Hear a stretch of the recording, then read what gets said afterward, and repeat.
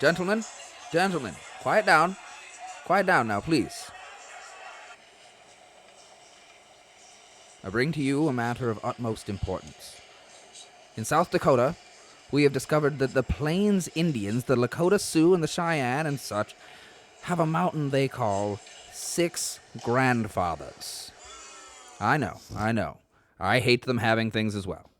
Apparently, it is quite sacred to them, the swine. But I have here enacted a plan to take their Six Grandfathers, stupid name, and blow the fuck out of it with dynamite. Thank you. We shall then shape the mountain into the visage of 6 white men with great big fat cocks. Yes, quite. Fuck 'em. So I have here, let's see, white men with big dicks. I have here George Washington, obviously endowed. Thomas Jefferson, bit of a creep, but we'll give it to him. Theodore Roosevelt, Rough Rider, and Abraham Lincoln, apparently split more than just rails in his days, Yes, quite. Also, from the Delete Everything podcast, we have Riley Bowen. Yes, right. And Patrick Wall. Oh, what's that? Brazilian, you say? Oh, dear. Well, we can't have that in the mix. Patrick is right out. So, it's Washington, Jefferson, Roosevelt, Lincoln, and Bowen. 5 should do. What's that? Misogyny, you say? Good Lord, Bowen is out too. Yes. We're keeping Jefferson. That's different. Fine. 4 white men with big dicks. Yes, 3 in Jefferson. Okay. Don't worry. I'm sure Riley and Patrick will do a podcast episode about it. What are we calling it? Why, Big Dick White Man Mountain.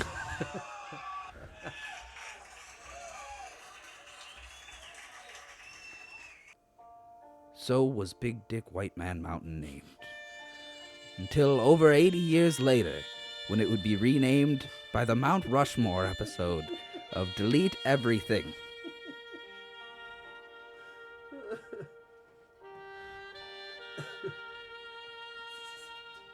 Oh my God. Yay? Yay? No, you promised I would hate it, and I do. I hate it so fucking much. Good. Oh, God.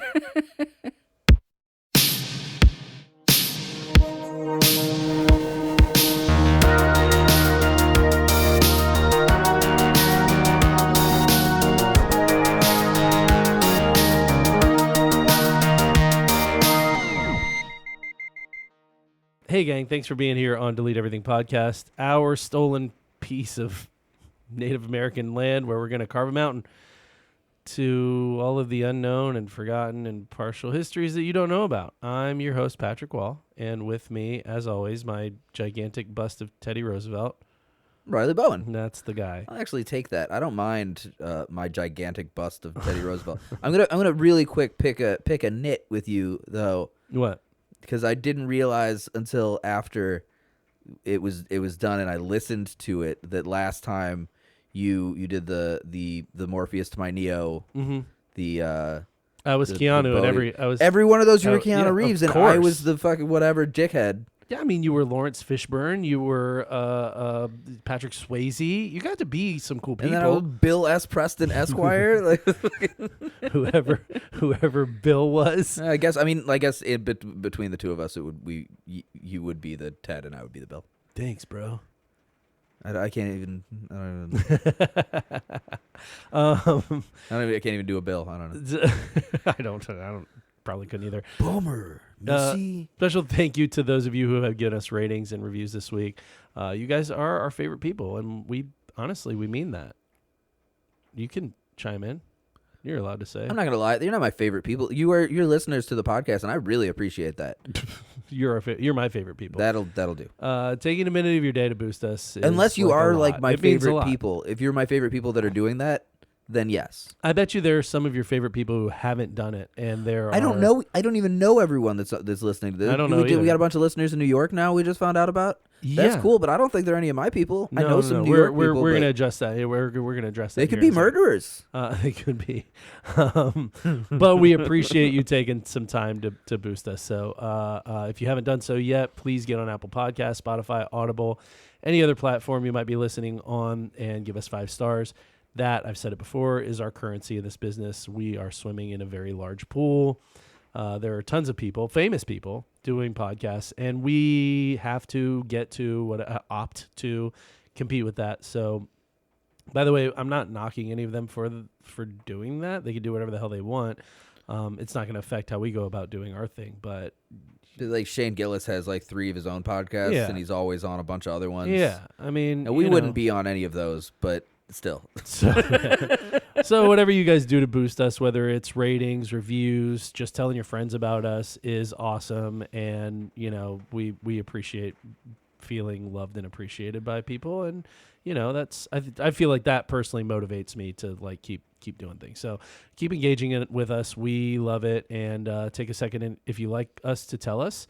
We have some social media. We have other ways of supporting the show that we'll tell you guys about at the end of the episode. You can also hit us up on deleteeverythingpodcast@gmail.com if you have any show suggestions, or if you just want to say, you guys think you're so much more funny than you actually are, or whatever it is that That you would want be to say. mean. That would be mean. I mean, I think we have a healthy dose of skepticism about our ability to accomplish this. Sure. So that's my I rant will for this. say, what- we're funny as shit though. Like I've been listening to all of these.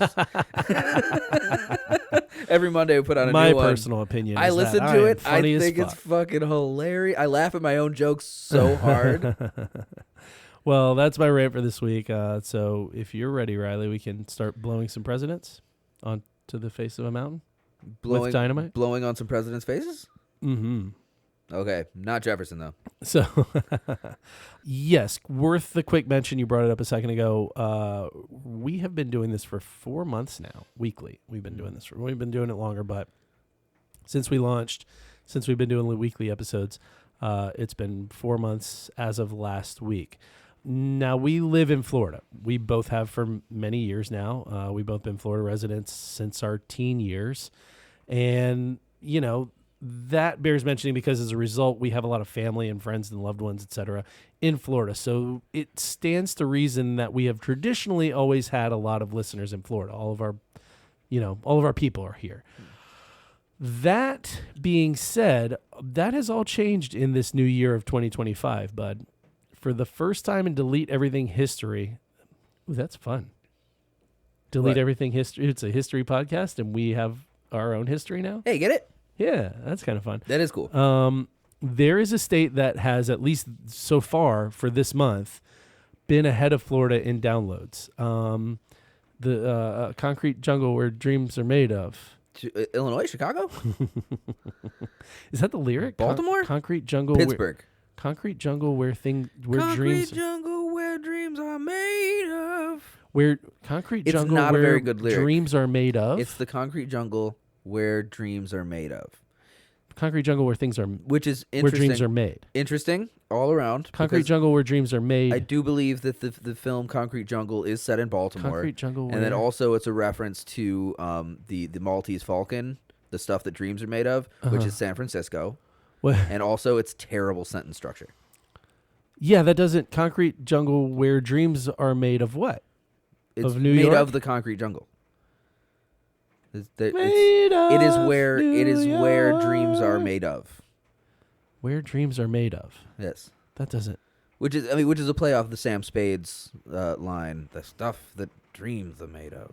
Well, New York is actually winning the download race thus far. Cool. For this month. So, thanks, New York. We don't know anybody. I mean, we know people in New York, but we don't know anybody that we've projected this to. I know a bunch of people out there. I lived in New York. I lived in Brooklyn for a while, but like, I don't think any of my people are listening to that. Yeah, I don't. Same. Just Same. disappointed ex-girlfriends and people who thought of me as a work friend. I don't think that like. Oh boy! So obviously, this week's episode is on Mount Rushmore. Oh, and Johan. What's up, Johan? You don't know that Johan's listening. I hope so. I hope so. That guy's too. great. Johan Suarez. I don't know Johan Suarez. That is a fucking man. So, like I said, this week is Mount Rushmore. Mount Rushmore is obviously not unknown.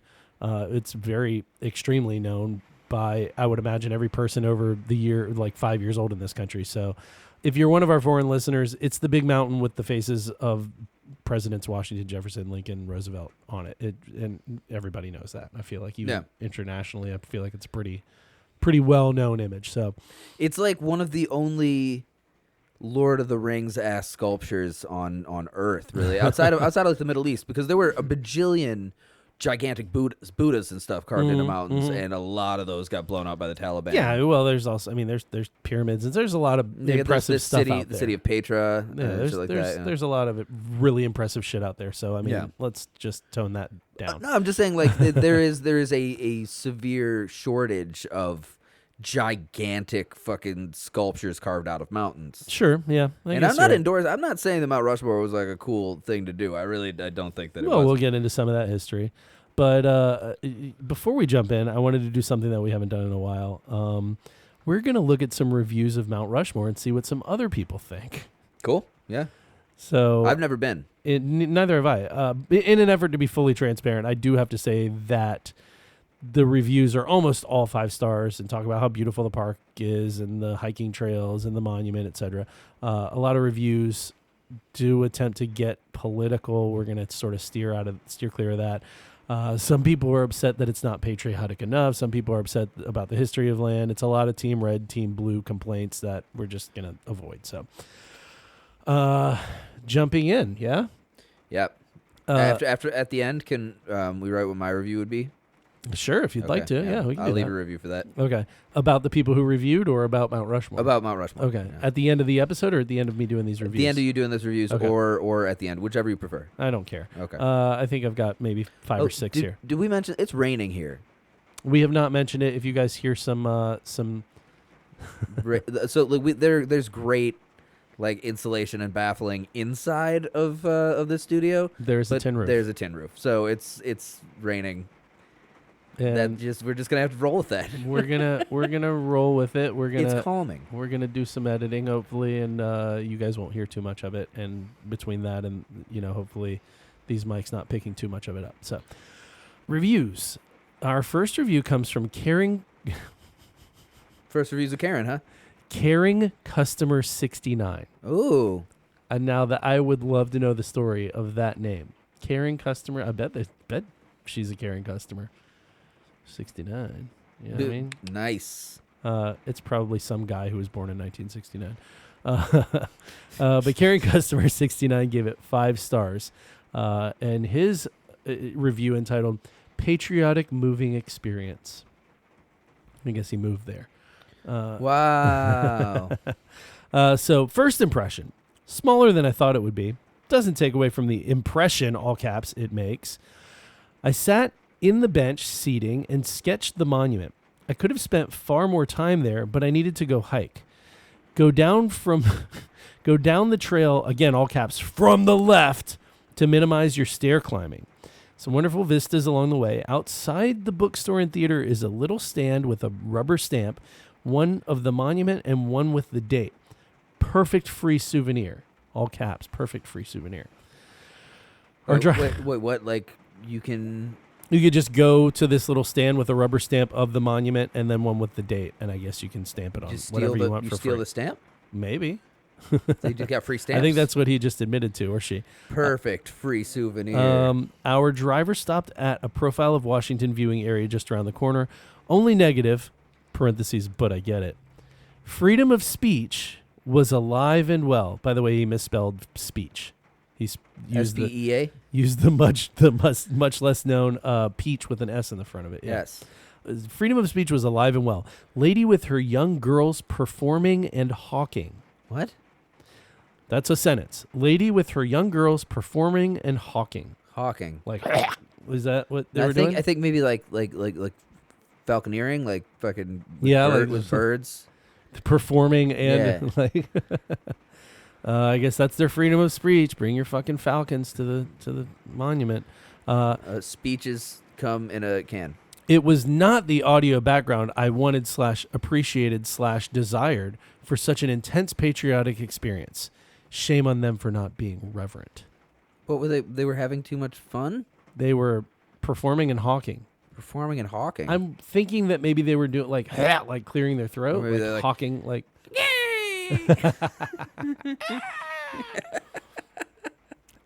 So on one hand, this person says freedom of speech was alive and well and seems to be like, hell yeah. And then on the other hand, it's like, shame on them for not being reverent. Well, that person sounds like a fucking dickhead. Yeah, I don't, anyway. So the next one's from John and Jana from Indianapolis. They give it 3 stars, and their review is entitled Pouring Down Rain. Oh, wow. Yeah, I don't. Let's get into it. It was pouring down rain when we arrived, parked in handicapped area, but yet there were steps to get up to the main level. Couldn't really figure that out. Also had a sign out that said the painted area was slippery when wet. Really? Why would you paint an area of concrete that you knew was going to be slippery when wet? We didn't get any further than the gift shop. Asked the cashier if she had seen radar / if the rain was going to pass soon. Her response was, I'm here until 9. It doesn't really matter to me.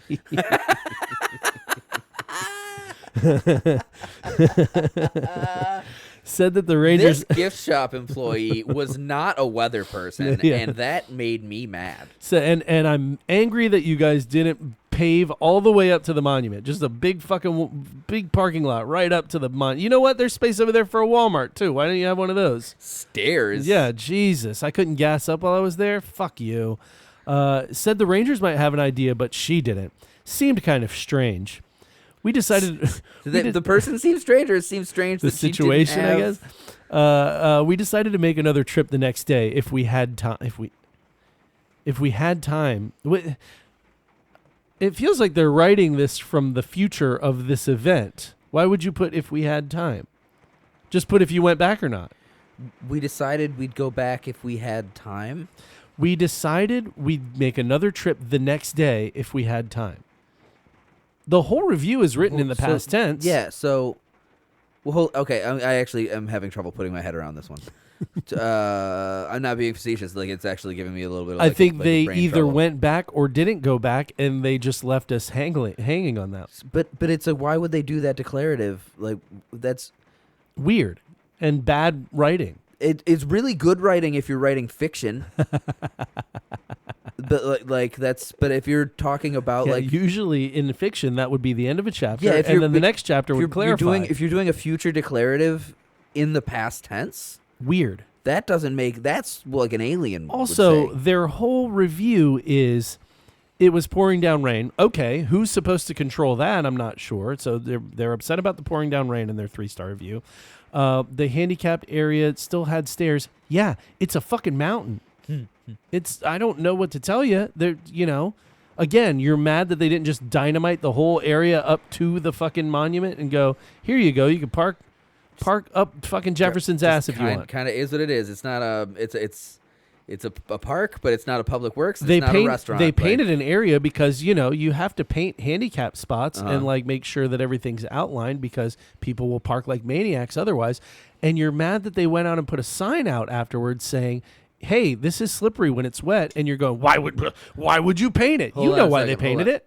Not to be too overly like, everybody these days is handicapped, but so they parked in a handicapped spot. Mm-hmm. That's what they said. They parked in the handicapped area. They were upset about the stairs. Yep, there were stairs to get up to the main level. Couldn't really figure that out. But they do then describe that they got up the stairs. They made it as far as the gift shop, where the cashier was ambivalent to them being there. Probably, I would assume, because they walked in bitching about A, the rain, B, the stairs, C, the paint. And the gift shop girl was probably like, I don't know when the rain's I have noticed something interesting in America. So much of this country is rural everywhere, and in rural places there is not nice shit. Like, you predominantly are going to have to walk up some stairs if you want to see one of the many wondered sights of the United States. There's not always facilities for everything. Right. Like we live in Florida. We go to the. We want to go to a mountain. How dare you put stairs here? In rural South Dakota or North Dakota. South. Is it South Dakota? It is South Dakota. Yeah. Fucking, I don't know. I've never been to the Dakotas. Me neither. I've been to like 40 states. Yeah, I don't have a lot that I haven't been to, Yeah. and North and South Dakota are on that list. Kinda that like- whole area, that North, South Dakota, Nebraska, Iowa. I've been to all of those, Iowa, Nebraska, and all. It's Yeah? that I haven't top been to those. strip of the Canadian border, Yeah. through Montana. So going west, into, going yeah. like Iowa. So like I've gotten to. I'm sorry, Idaho. I've gotten as far as like Wisconsin. Yeah. And everything on like the top Below the that. top tier past Wisconsin, Yeah. I haven't done. So I've been to like, California, Colorado, Right, all those areas, but I haven't been to like Idaho or North South Dakota or Montana. Right. No. Okay. All right. Utah. Been to Utah. Okay, Yep. cool. All right. Next one is from Bucket Lust from McCanopy, Florida. Bucket of lust. Bucket Lust gave it 3 stars. This is a couple. No You can put that buckets. on there. They're a couple. And this is their review. Of course, if you're in South Dakota, you have to go see the monument. Hold on a second. Mm-hmm. They're a couple. They're named Bucket Lust. They're touring the sites of the Americas. Mm-hmm. They're swingers checking off their bucket list. Maybe. They're, could be. They're doing a fuck tour. Fuck tour of the U.S. They got 3 stars. They didn't fuck anybody at Mount Rushmore. Okay, go ahead. I don't know. When you hear this, review, it's unlikely that if they wanted to fuck somebody, they wouldn't have that opportunity. Of course, if you're in South Dakota, you have to go see the monument. It's a must if you're in South Dakota, apparently. I understand that. The frustrating part is that it was very crowded and it was during summer, so there were a lot of screaming kids, and there was a lot of screaming kids, and no one around us was speaking English. Jesus Christ. Well, I mean, why are they at America then? At a huge tourism spot, one of the most well-known, probably worldwide spots in the United States of America. If you don't speak English, don't go to Mount Rushmore. in a country that has a shit ton of tourism. Crazy. If you're not that- from America, don't go there. What do you even care about these guys for? There are also a lot of people on motorcycles because it was Sturgis. Again, terrible syntax. There are a lot of people because it was Sturgis. Because the city of Sturgis There has are a motorcycle festival. there are currently a lot of people on motorcycles because it was Sturgis. Sturgis. Sturgis is a big. It's like South the Dakota? Yeah. No, Sturgis might be north. No, I'm it's not got- sure. But Sturgis is a massive motorcycle festival, if Yes, nobody knows that. yes. Like, we've got Daytona Bike Week down here. Sturgis is equally huge, if not bigger. Yeah. Do you think Bike Week or Biketoberfest is bigger? Bike Week is bigger. Bike Week is bigger. Daytona Bike Week is like twice the size of Yeah. Biketoberfest. I've been down there for that, and I hated every single It's second not of fun. It was the weirdest and most uncomfortable experience of my life, almost. So, Bucket Lust continues. So maybe the timing was just off, but I was impressed with the sculpture itself. But the presentation just said humanity and the stupid comments that were said. What? That's a sentence. You ready for it again? Yes. But the presentation just said... So maybe the timing was just off, but I was impressed with the sculpture itself, but the presentation and just said humanity and the stupid comments that were said. Okay, so if I'm interpreting this, I speak dumb. They were impressed by the sculpture, but the people around them were not offering the same value of experience that they were expecting. I think so. So I read because a few. there were some people who were going like, well, it's kind of small, or like, Jefferson's a slave rapist. You know? No. So I read a few other reviews where there are people who, because he mentions the presentation. So there's a whole thing, right? And I believe they try to give the native perspective while doing this, because I read a lot of people pissed off that it was so woke that they were talking about Native Americans. Do you think that they work in Thomas Jefferson's slave rapist into the presentation? Possibly. That would be cool. I think they try and give some historical perspective, which, for those that don't why know, people don't like having their feelings hurt with the deeds of the past. For the listeners that are unaware, Thomas Jefferson was a slave rapist. Yes. And if you're not, and if you don't believe that, he was a slave owner. So and he has he wrote descendants and with he his slaves. wrote a thing that said all men are created equal, and then he owned slaves. And by the way, lamented that slavery was wrong.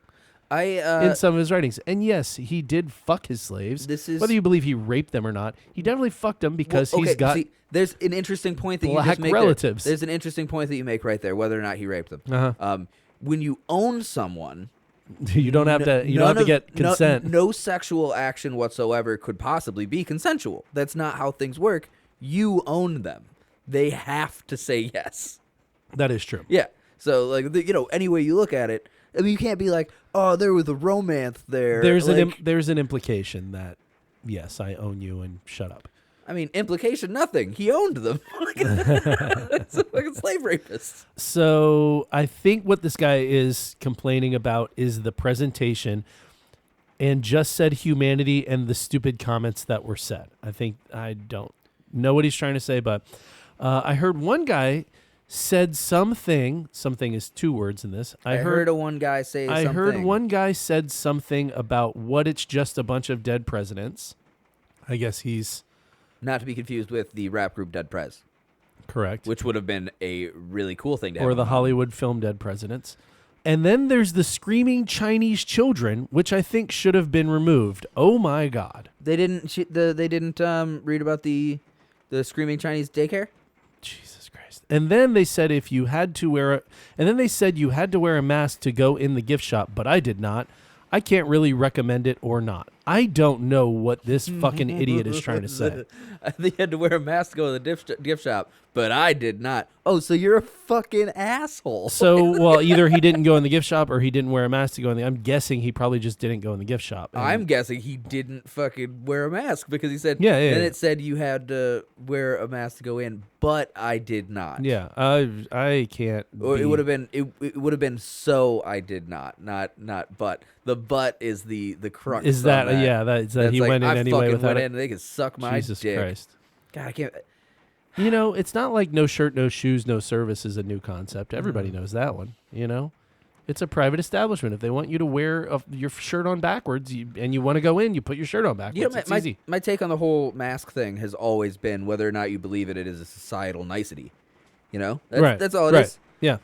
Peace of mind. I don't believe that I have to wear shoes in the grocery store, but I do because it's a fucking societal nicety. It's just one of the things that you do to make everyone get along. We live in a society, man. Right. All right, so that's it for Bucket Lust. I don't know what the fuck he was trying to say. He liked it, but he didn't like screaming Chinese children and wanted them removed, which...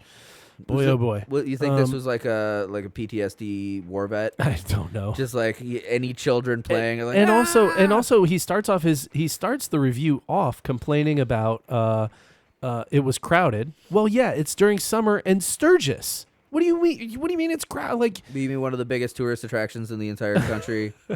Certainly the biggest one in South Dakota. Yeah, and next to one of the biggest festivals in all of like the North American Jesus continent. Christ. Like, all right, Ben Ferguson from Leeds, dickhole.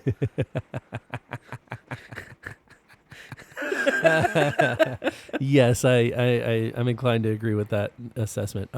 Ben Ferguson from Leeds, UK. So we have a foreign voice. A Brit. We've got a foreign voice here. He gives it one star. Whoa, you cheeky fucker. Entitled, "Imagine My Dismay." Right? Everything about this is making me happy right This now. is the whole review is 5 sentences. In 3 lines, double spaced. Okay. Ready? Not diverse enough. Typical. Double space. Might as well be the cast of Friends. Double space. Won't be going back. Do not recommend. Does he mean the people on the mountain? I think so. Not diverse enough. Typical. Typical.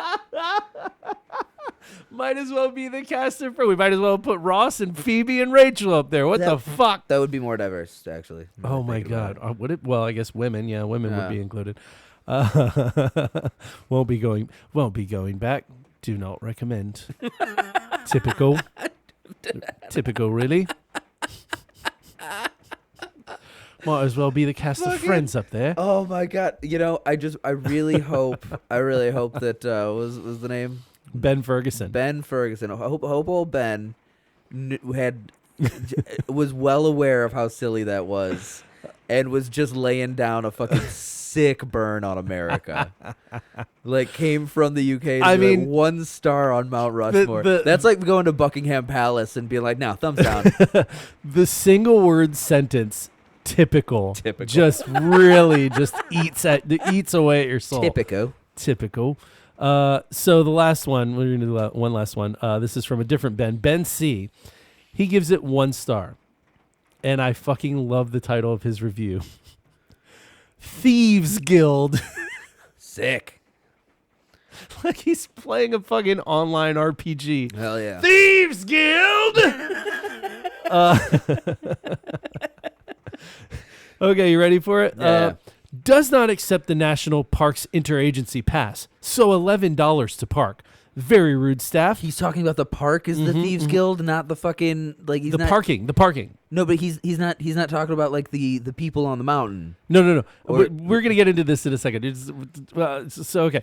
Does not accept the National Parks Interagency Pass, so $11 to park.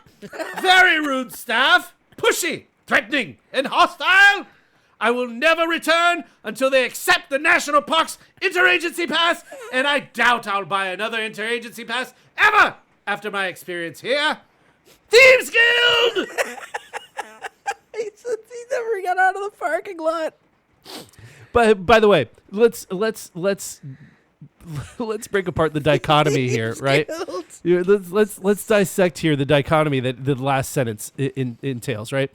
I will never return until they accept the National Parks Interagency Pass, and I doubt I'll buy another Interagency Pass after my experience here.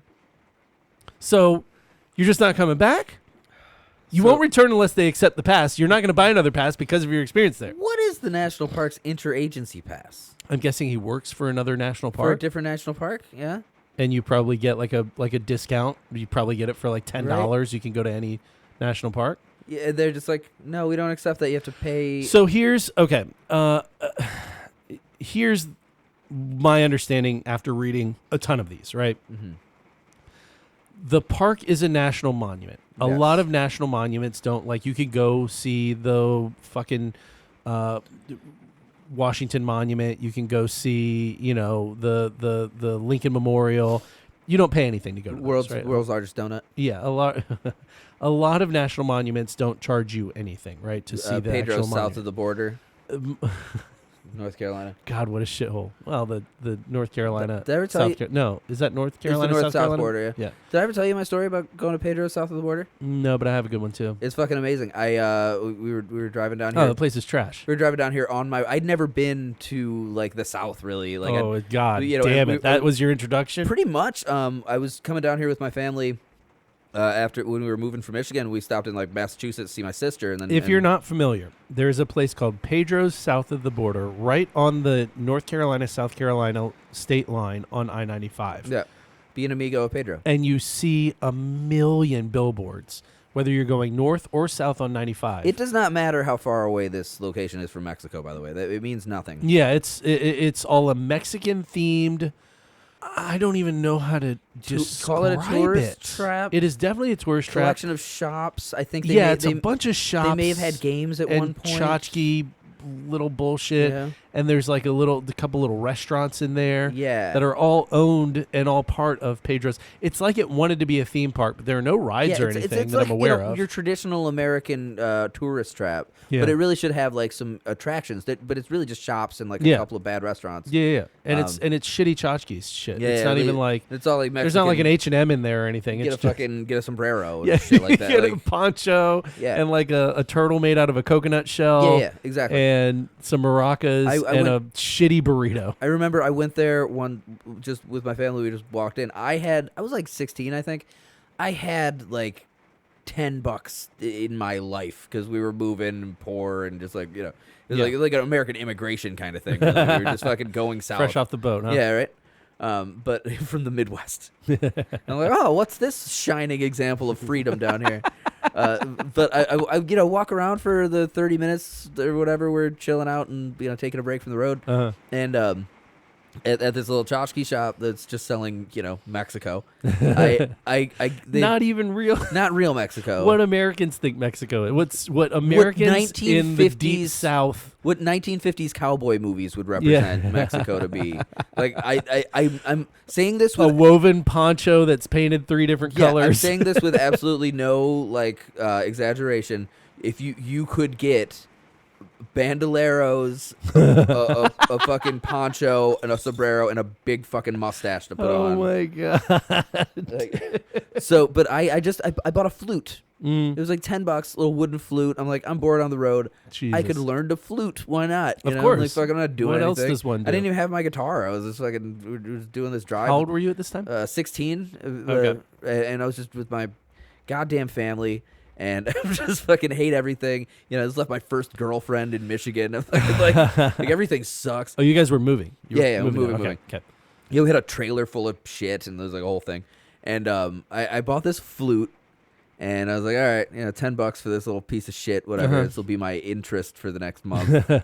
And as I walk out of the store, I walk out the door, I put it to my lips, and I put my fingers on the holes, and my fingers went directly through it. And I take it away from my lips and look at it with the blankest, most there is no God expression. Made out of like the thinnest, shittiest balsa wood. Take it, I put it between my hands and gently just crumple it into a fine powder. Wow. And blow it, and it's gone. Like nice. It's like not even fibers. Like it just crumpled to nothingness. And I had never felt more like this is exactly what I deserve. You should have just walked back in with the powdery pile of balsa wood back inside and been like, I've been like, hey, you don't. Is this what it's supposed to do? If you don't give me my money back, I'm going to kill everyone in the store.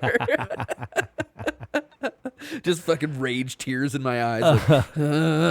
But yeah, so 90% of the bad reviews is because the monument itself is not, you don't have to pay to see. That's a mountain.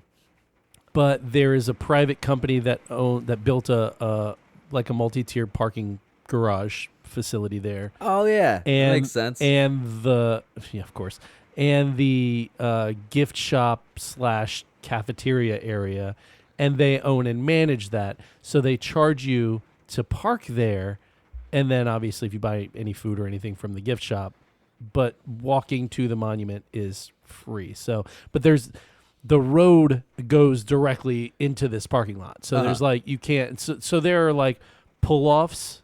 A lot of people were like, if you go this road or this road, you can pull off and you get a perfect view. Like you don't need to go pay parking. But I mean, it's fucking $10 parking. Like no, it's a Thieves Guild. $11 for parking. Guild, yeah. They do not respect the Interpark parking pass. I went all the way back to like 2009, 2010.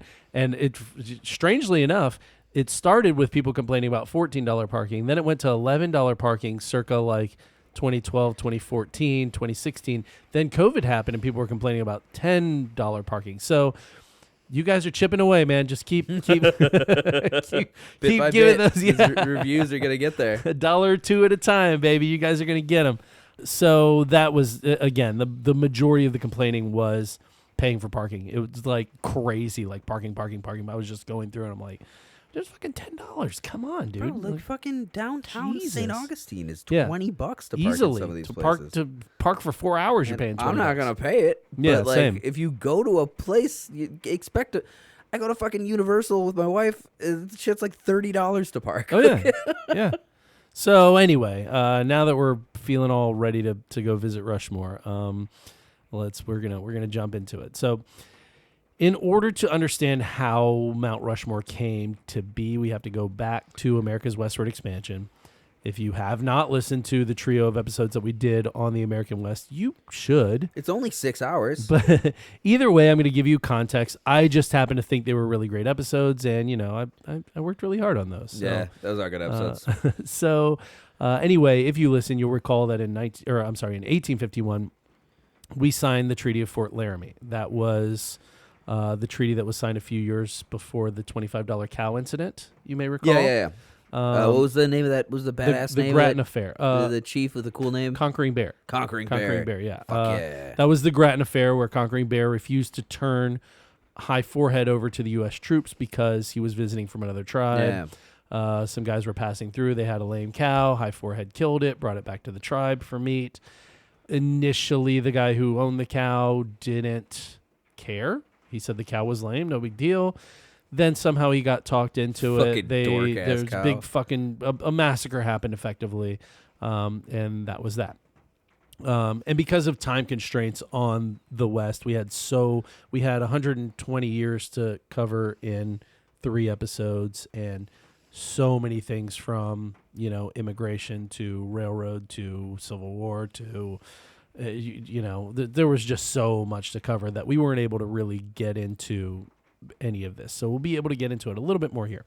So when that treaty was signed, it was between the U.S. government and the Cheyenne, Sioux, Arapaho, Crow, Assiniboine, I don't know if I'm saying that right, Mandan, Hidatsa, and Arikara nations, right?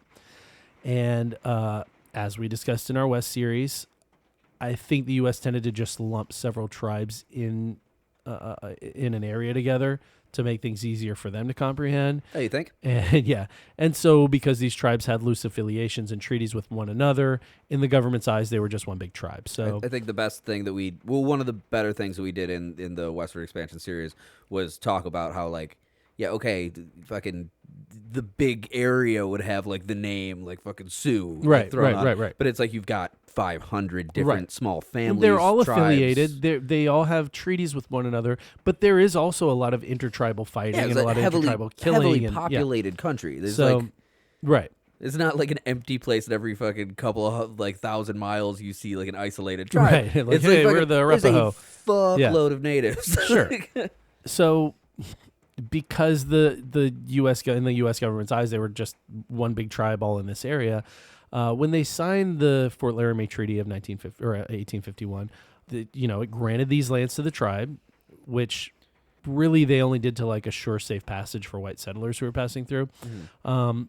But they also designated which tribe got what land, and they shanked that quite a bit. A really big one is that they gave exclusive rights to the Black Hills to the Lakota Sioux, even though the Cheyenne and the Arapaho contested that part of it because parts of that land belonged to those tribes. Oh. So that created a lot of intertribal fighting, which existed before all of this, but it obviously got worse in the aftermath, especially when you've got white settlers passing through or staying or whatever the fuck's going on, right?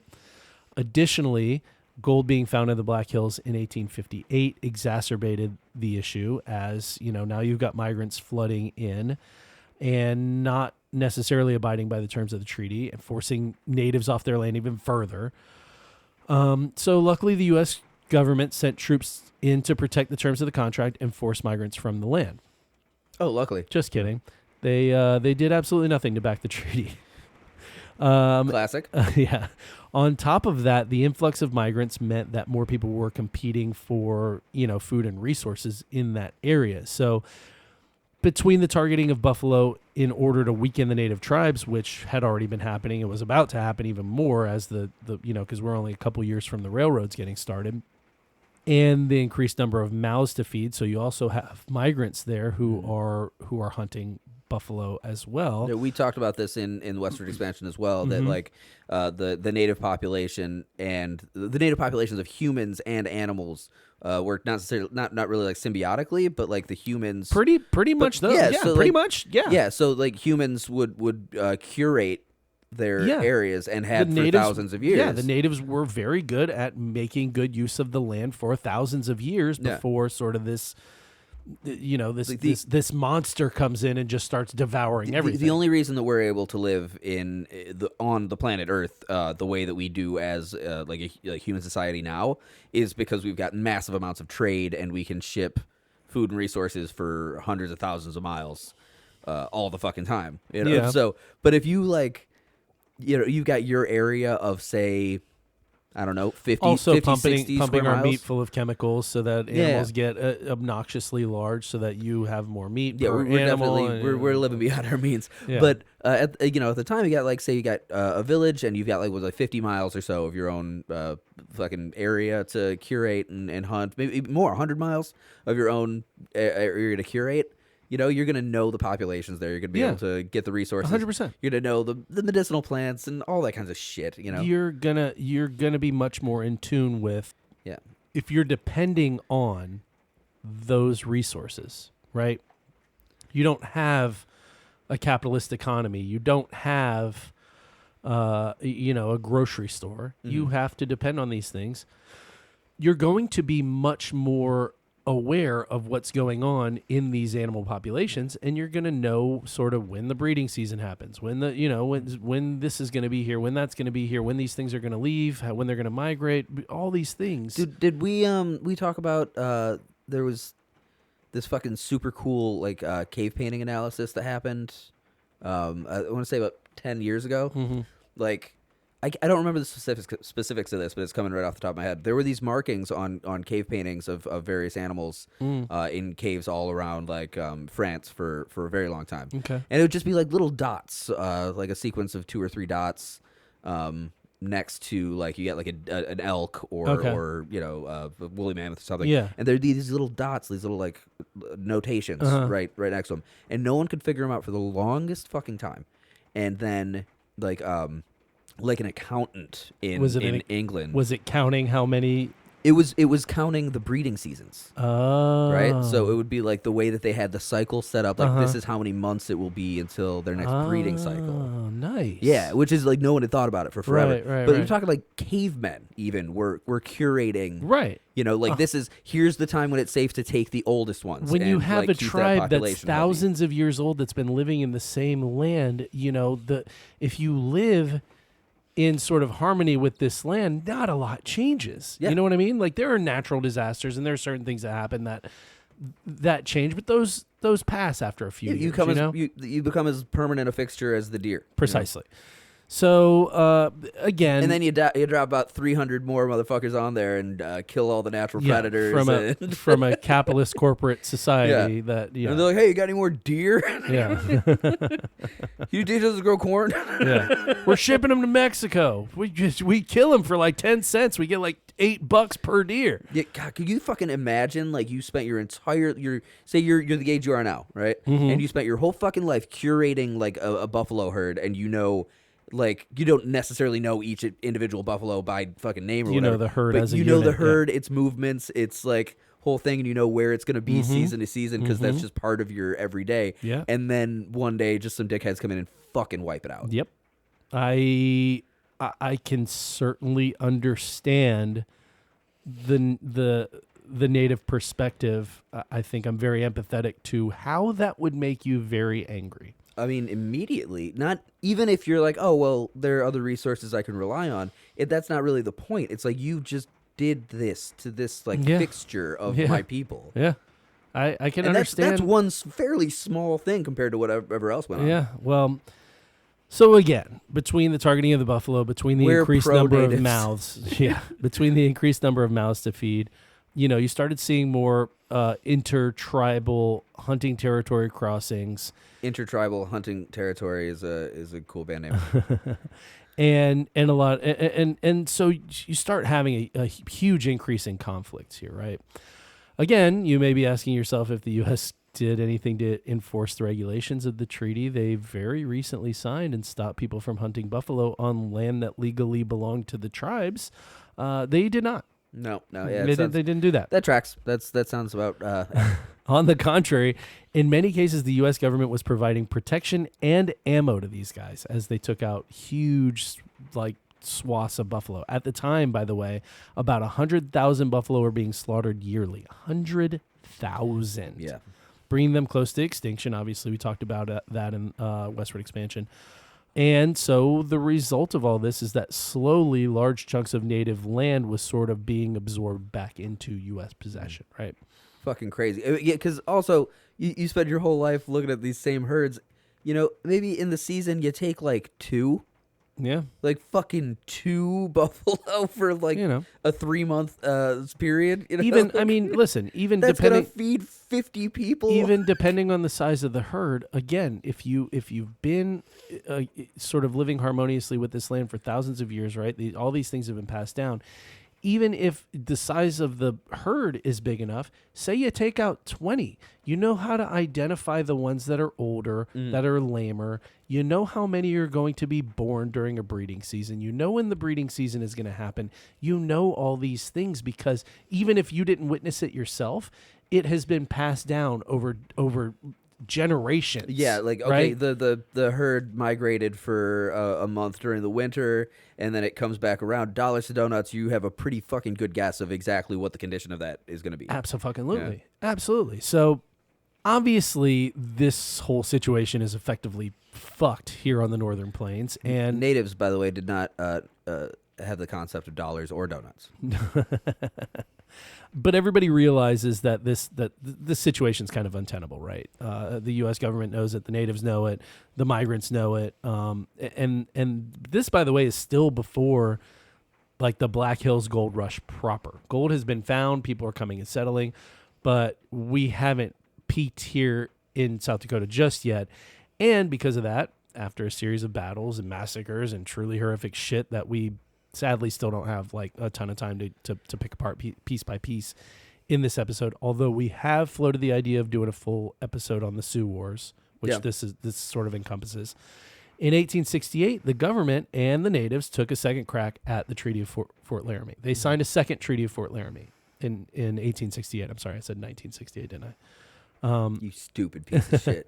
In 1868, they try again, right? They do a second Treaty of Fort Laramie.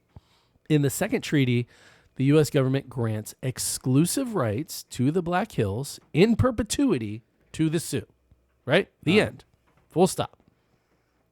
Now, in the Black Hills, there is a mountain. It is a sacred mountain to the Plains tribes called Six Grandfathers. Mm-hmm. I want to point out very clearly that I was not equating the natives of North America to cavemen when I mentioned that cave painting shit earlier. Good it just catch, occurred bud. to me. Good catch. Yeah, I'm not. That's not what the fuck I'm saying at all. I'm more commenting on what it is to live with natural resources and curate them like appropriately. To live as part of the land and not sire yourself over it. I understand what you're saying. Also another catch. Yeah. Back to the Future is not a Steven Spielberg movie. You said that in the last episode. Who was it? It's Robert Zemeckis. Is it produced by Spielberg. Oh, okay. Thanks. So I listened to that episode earlier today. I was like, ooh. Okay. You know what? Whoever wants to attack me on that, I'll take it. Careful, man. The fucking film nerds. They're vicious. I sit next to the biggest film nerd of all on a weekly basis and have to, I'm okay. I'm got thick skin, bud. So listen, I'm not the biggest. Fair enough. Again, in the Black Hills, there's a mountain, very sacred mountain, very religious site, as far as the Plains tribes are concerned, called Six Grandfathers. These are believed to be the 6 deities personified within the tribe, representing the 6 directions, right? North, south, east, west, above, and below. In 1874, President Ulysses Grant orders the Black Hills expedition with the goal of mapping the previously uncharted Black Hills, right? There's not a lot of mapping that's gone on in here ever. All the way, we're in 1874. We're almost 100 years into the United States being its own country, and we're several hundred years into European settlers having been here, right? So this is all pretty uncharted. Ulysses S. Grant orders this expedition, and he orders it in order to A, map it, B, look for suitable locations for a fort, C, find additional routes to the west. Kind of, that's secondary, tertiary, I don't know, somewhere in there. But also, really important in there, investigate the possibility of gold mining. Ah, yes, gold. Mm-hmm. The dumbest fuck driver of all history. So I'm not exactly sure how all this played out politically, Abraham Lincoln was a 2-term president, right? He was killed at the beginning of his second term, and his VP, Andrew Johnson, took over and basically served the whole second Lincoln term. Wait, right? Lincoln died? Why would they kill such a nice man? By the way, interestingly, Andrew Johnson never had a VP during the 4 years that he was president. Yeah. They never filled that spot. I learned that. Oh, doing so these he notes. was big enough for both spots. He was like he could handle it. That's why Apparently. they called him Big Johnson. Big Johnson. He was president in 1868 when the second treaty was signed, right? Grant becomes president the following year. So this was signed as he was an outgoing president. Grant becomes president in 1869, and he was also a 2-term president. And this is all happening at the beginning of his second term, right? 1874, he's just started his second term. He says, let's do this expedition. Cool. So this expedition goes down, right? However this happened politically between Andrew Johnson and Grant coming in and serving a whole term, whatever, this goes down in the Black Hills, which, again, per a treaty signed 6 years ago, is Sioux land, right? Right. Lakota Sioux land, and whoever they want to let in, however they want to run the shit, it's theirs in perpetuity. Yours. Your reservation, you do what you want with it, right? So this expedition, by the way, is headed by, at the time, Lieutenant Colonel George Custer. More on him later. They find a suitable place for a fort, which they find at the top of Black Elk Peak. Black Elk Peak is the highest point in the Black Hills. It's about 3.5 miles west-southwest of Six Grandfathers, and it is also a sacred native site. It was at the time called Harney Peak. They renamed it Black Elk Peak at some point. It was named for Lakota Sioux tribe leader, who was known as the sixth grandfather, Black Elk, right? Black Elk's spiritual journey. He had a spiritual journey up at the top of Harney Peak in the 70s. This is in the 1870s. He's the sixth grandfather, not the seventh? He's the sixth grandfather. Yeah. Well, so I believe, don't quote me on this, please, because I don't want to. Yeah, it'd be terrible if your quotes were kept on some sort of like a permanent, omnipresent platform. And to be I accessed from anywhere. don't know enough, and I have not researched enough on native religions, specifically Lakota Disclaimer: Right. we don't have PhDs. I believe that the Sioux believed that these spirits of the grandfathers would come back within the tribe, right? Oh, cool. And so sort of a reincarnation, would happen. Kind of an Avatar: The Last Airbender situation. Fuck off. So this is again a very spiritual site. So they decide, this is a great place for a fort, again on Lakota Sioux territory. They also find gold. Hey-o. Yeah. Now, how much they found is contested. Have right? I talked about how much I fucking hate gold? Yeah, I don't think so. Have you ever talked about that? Have I ever mentioned that? I hate it. Did you just no way you went like on a rant for a while It's the dumbest piece of shit metal there is. On episode 2 or 3 of The West, or both probably. Fucking dumber than shiny rocks. Now, how much gold they found specifically is contested, right? Regardless, it gets reported back to the press that a man can earn as much as $150 a day panning in the Black Hills. So regardless of what the fuck was the reality, and regardless of the fact that this has been granted as an ancestral reservation to the Sioux, thus begins the Black Hills Gold Rush, almost immediately followed by the Great Sioux War of 1876, right? Yeah. Shout out Little Bighorn, and shout out George Custer. $150 a day today actually is a bit of a draw. Yeah, a day. It's not the biggest possible draw, but like $150 a day. You work 5 days a week. You can probably not pay bad. most of your bills. fucking bi-weekly paycheck, you get fucking $1,200. That's not bad.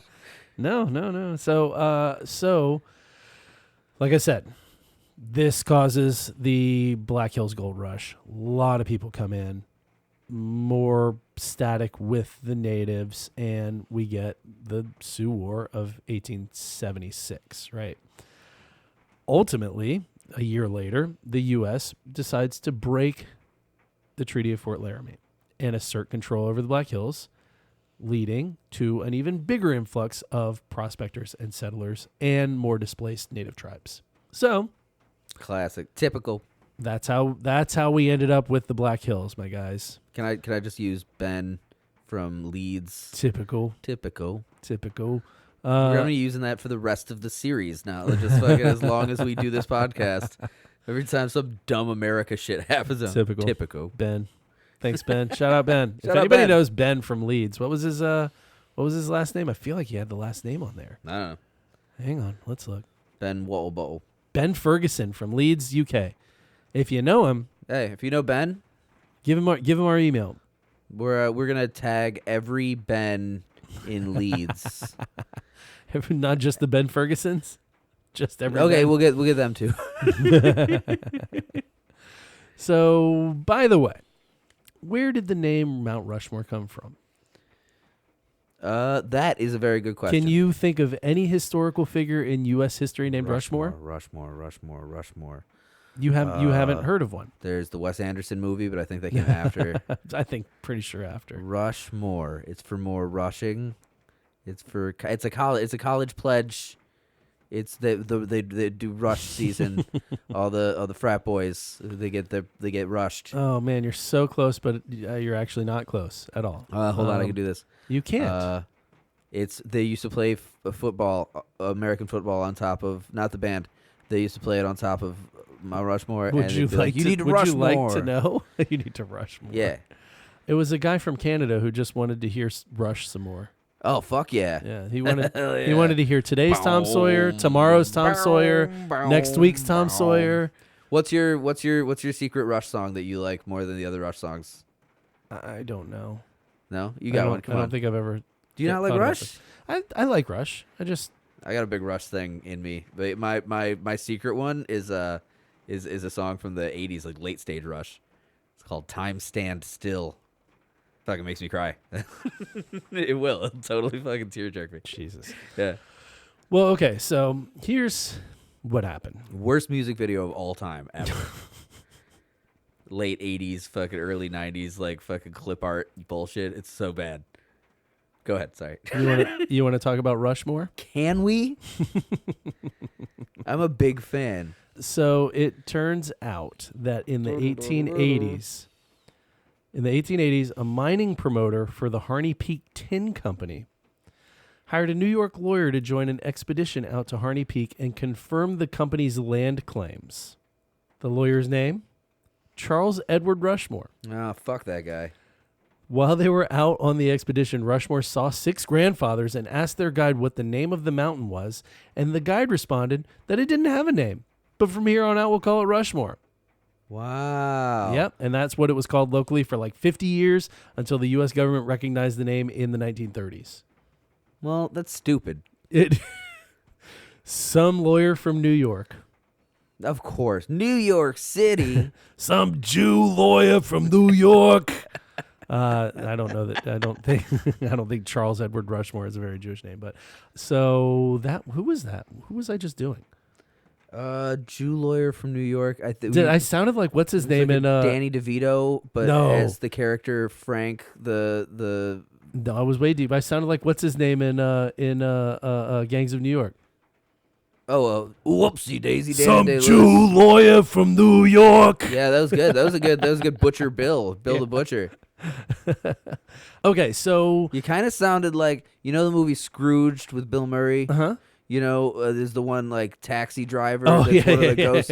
Turns around, he's got like the stogie. He's, Yeah. That's right. Who was that actor? I don't know. He's been in a bunch of 80s shit. Joe Piscopo. He was in a bunch of 80s Looked shit. like a Piscopo. He looked kind of like Tom Waits. He did. He was very Tom Waits coded.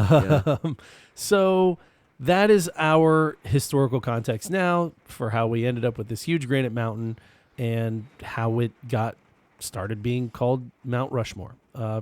There were some other names first, but it ended up just being Mount Rushmore. So how did we get a bunch of fucking faces on it? In the early 1920s, South Dakota is pretty freshly a new U.S. state, and there is a gentleman by the name of, I think it's Dwayne. It's spelled D-O-A-N-E. Doane? Dwayne. I think it's Dwayne. I think he's Dwayne Robinson. Dwayne. I think it's Doane.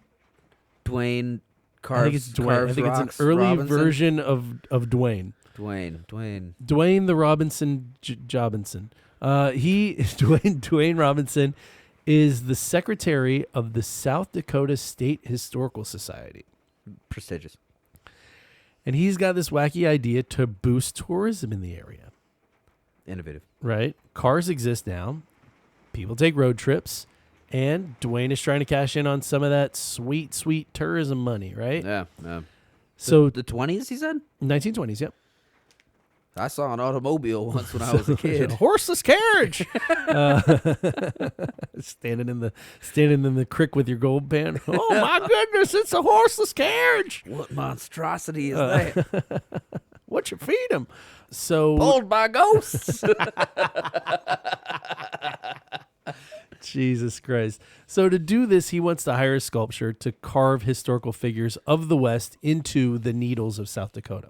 If you're not familiar with the Needles of South Dakota, there are these sort of rock outcroppings that are just like these crazy tall, narrow, like granite outcroppings all through the Black Hills, right? There's a ton of them.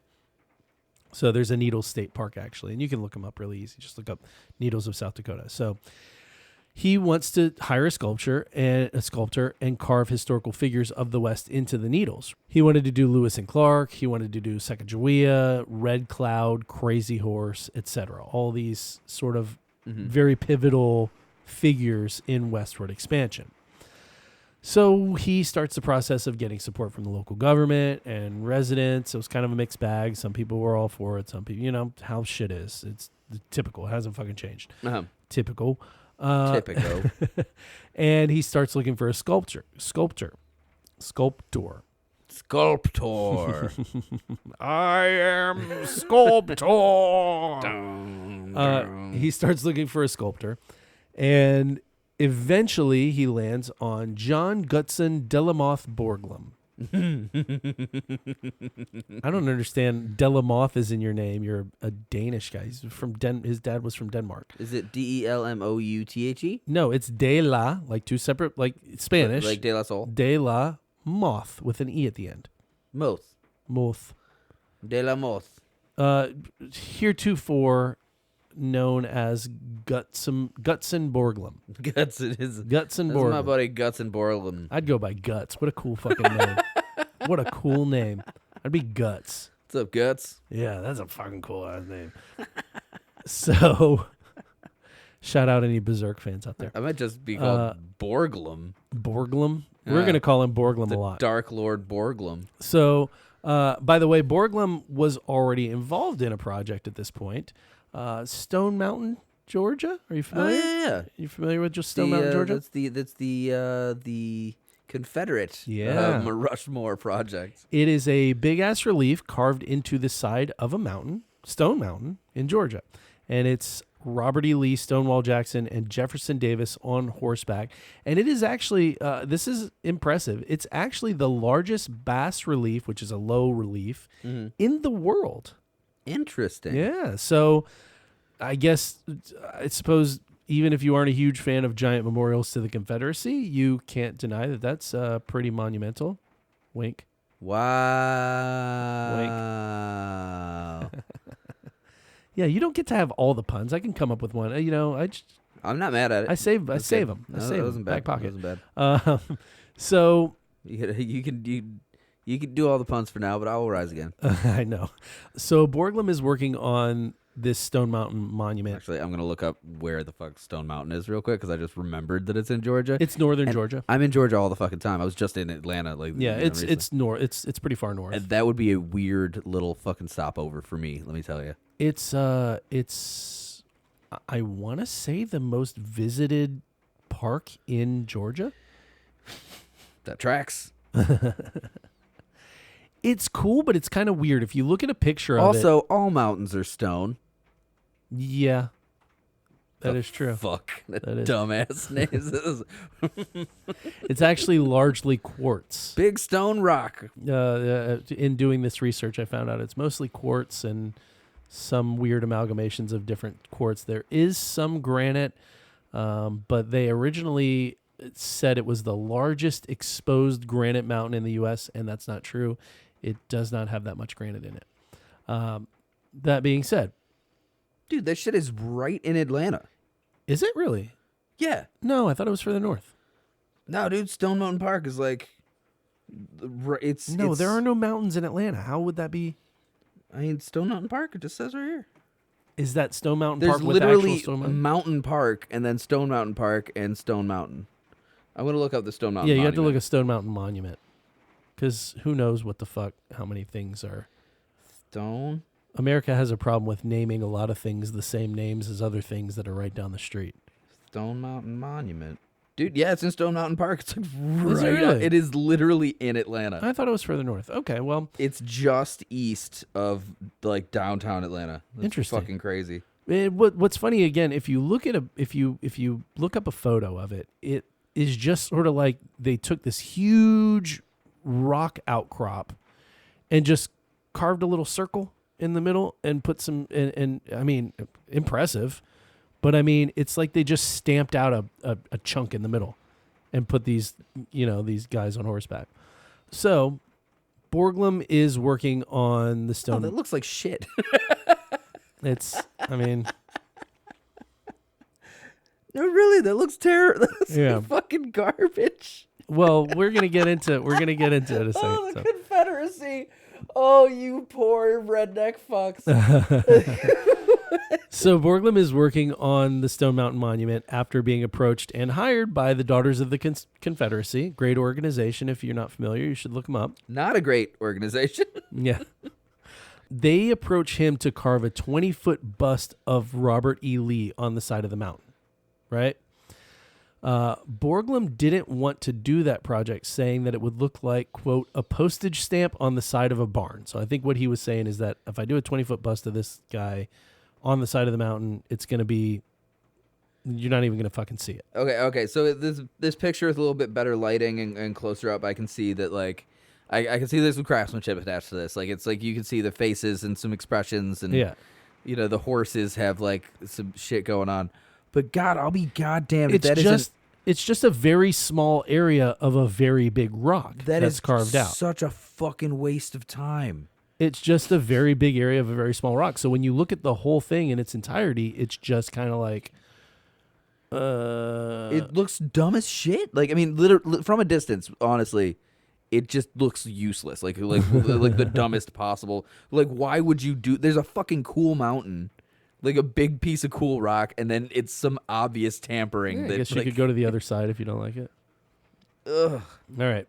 Stop being distracted by the stone Yeah, this mountain. is topical.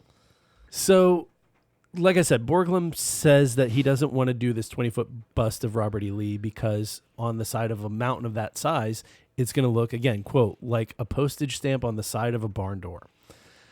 So, He was right. It's stupid. his plan evolves for Stone Mountain into a high relief frieze, which means they're going to dig high relief. So low relief is what it is now. That's not as, it's more shallow. It's not as deep. He wanted to do a high relief frieze of Robert E. Lee, Stonewall Jackson, and Jefferson Davis riding around the mountain with a legion of artillery troops following them. He also agreed to a request from a woman named Helen Plain to include an altar and memorial to the Ku Klux Klan after she wrote, and I quote, "I feel it is due to the KKK that saved us from Negro domination and carpetbag rule, that it will be immortalized on Stone Mountain." So If I was black, fun. I would say Negro Domination, cool band name. I'm not black, and I agree. Yeah. So yeah, that's fun. Helen Plain, bravo to you, lady. What a dirty bitch. Yeah. Maybe we should memorialize. So was his plan to put this like He agreed. He agreed to do the make memorial. that a part of the sculpture itself.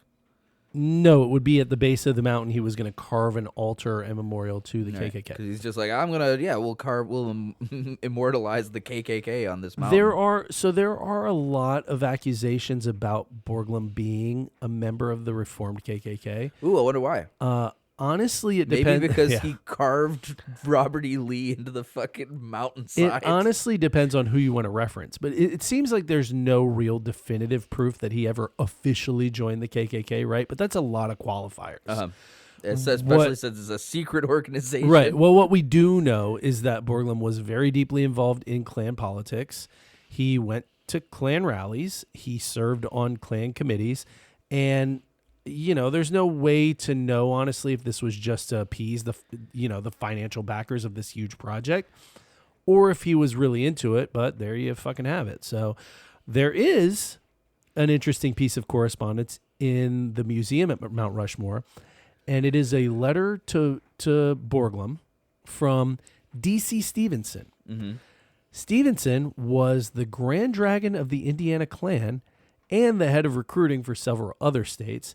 He was also, he still is, quite fucking infamous because he was tried and convicted of the rape, torture, and murder of a woman named Madge Oberholzer. And that is a super fucked up story. Ooh. I'll give a brief synopsis. He, again, Grand Wizard of the Indiana Klan, and he was very influential politically at the time. Like cast a spell on everyone. This woman worked for. It's not important, but like contextually, is white woman, black woman. She's a white woman. She worked for an adult literacy campaign, right? She Like a sexy literacy campaign? No, just a people who can't read learning how to read. That's it. But she Nothing was on that one. Right? She met Stevenson, and Stevenson asked her out, and she said no, she wasn't interested, and he kind of kept badgering her. Eventually, she goes out with him. They started dating a bit and dated for a little while, and then at some point, they broke it off. He was getting ready to travel somewhere. I don't recall where, but he sent sort of, let's just call them lackeys, over to basically tell her, hey, he's getting ready to leave town to go here, and he really just he wants to see you, wants to tell you something before you go. So she, thinking nothing was amiss. It seemed like up until then they were on fairly friendly terms. There were some interactions between when they broke up and when this happened. She goes to his house with his lackeys. They immediately hold her down, make her drink copious amounts of whiskey until she's throwing up, row her on the bed. He rapes her. They then take her to, and I'm sorry, this is kind of fucking brutal. They take her to his private train car, where he proceeds to beat the shit out of her, bite her, like really, really fucking deep bite wounds all over, like her face, her body, her tongue, like everything. Again, sexually assault her multiple more times. She at some point took mercury chloride or something like that. Yeah, mercury chloride she takes to try and kill herself while she was being held captive. After that happened, his guys took her back as he left, thinking that she was going to die. Mm-hmm. She was able to stay alive long enough to give a statement to police and sign it, accusing Stevenson of all the shit that he did to her, and then she died of kidney failure shortly thereafter.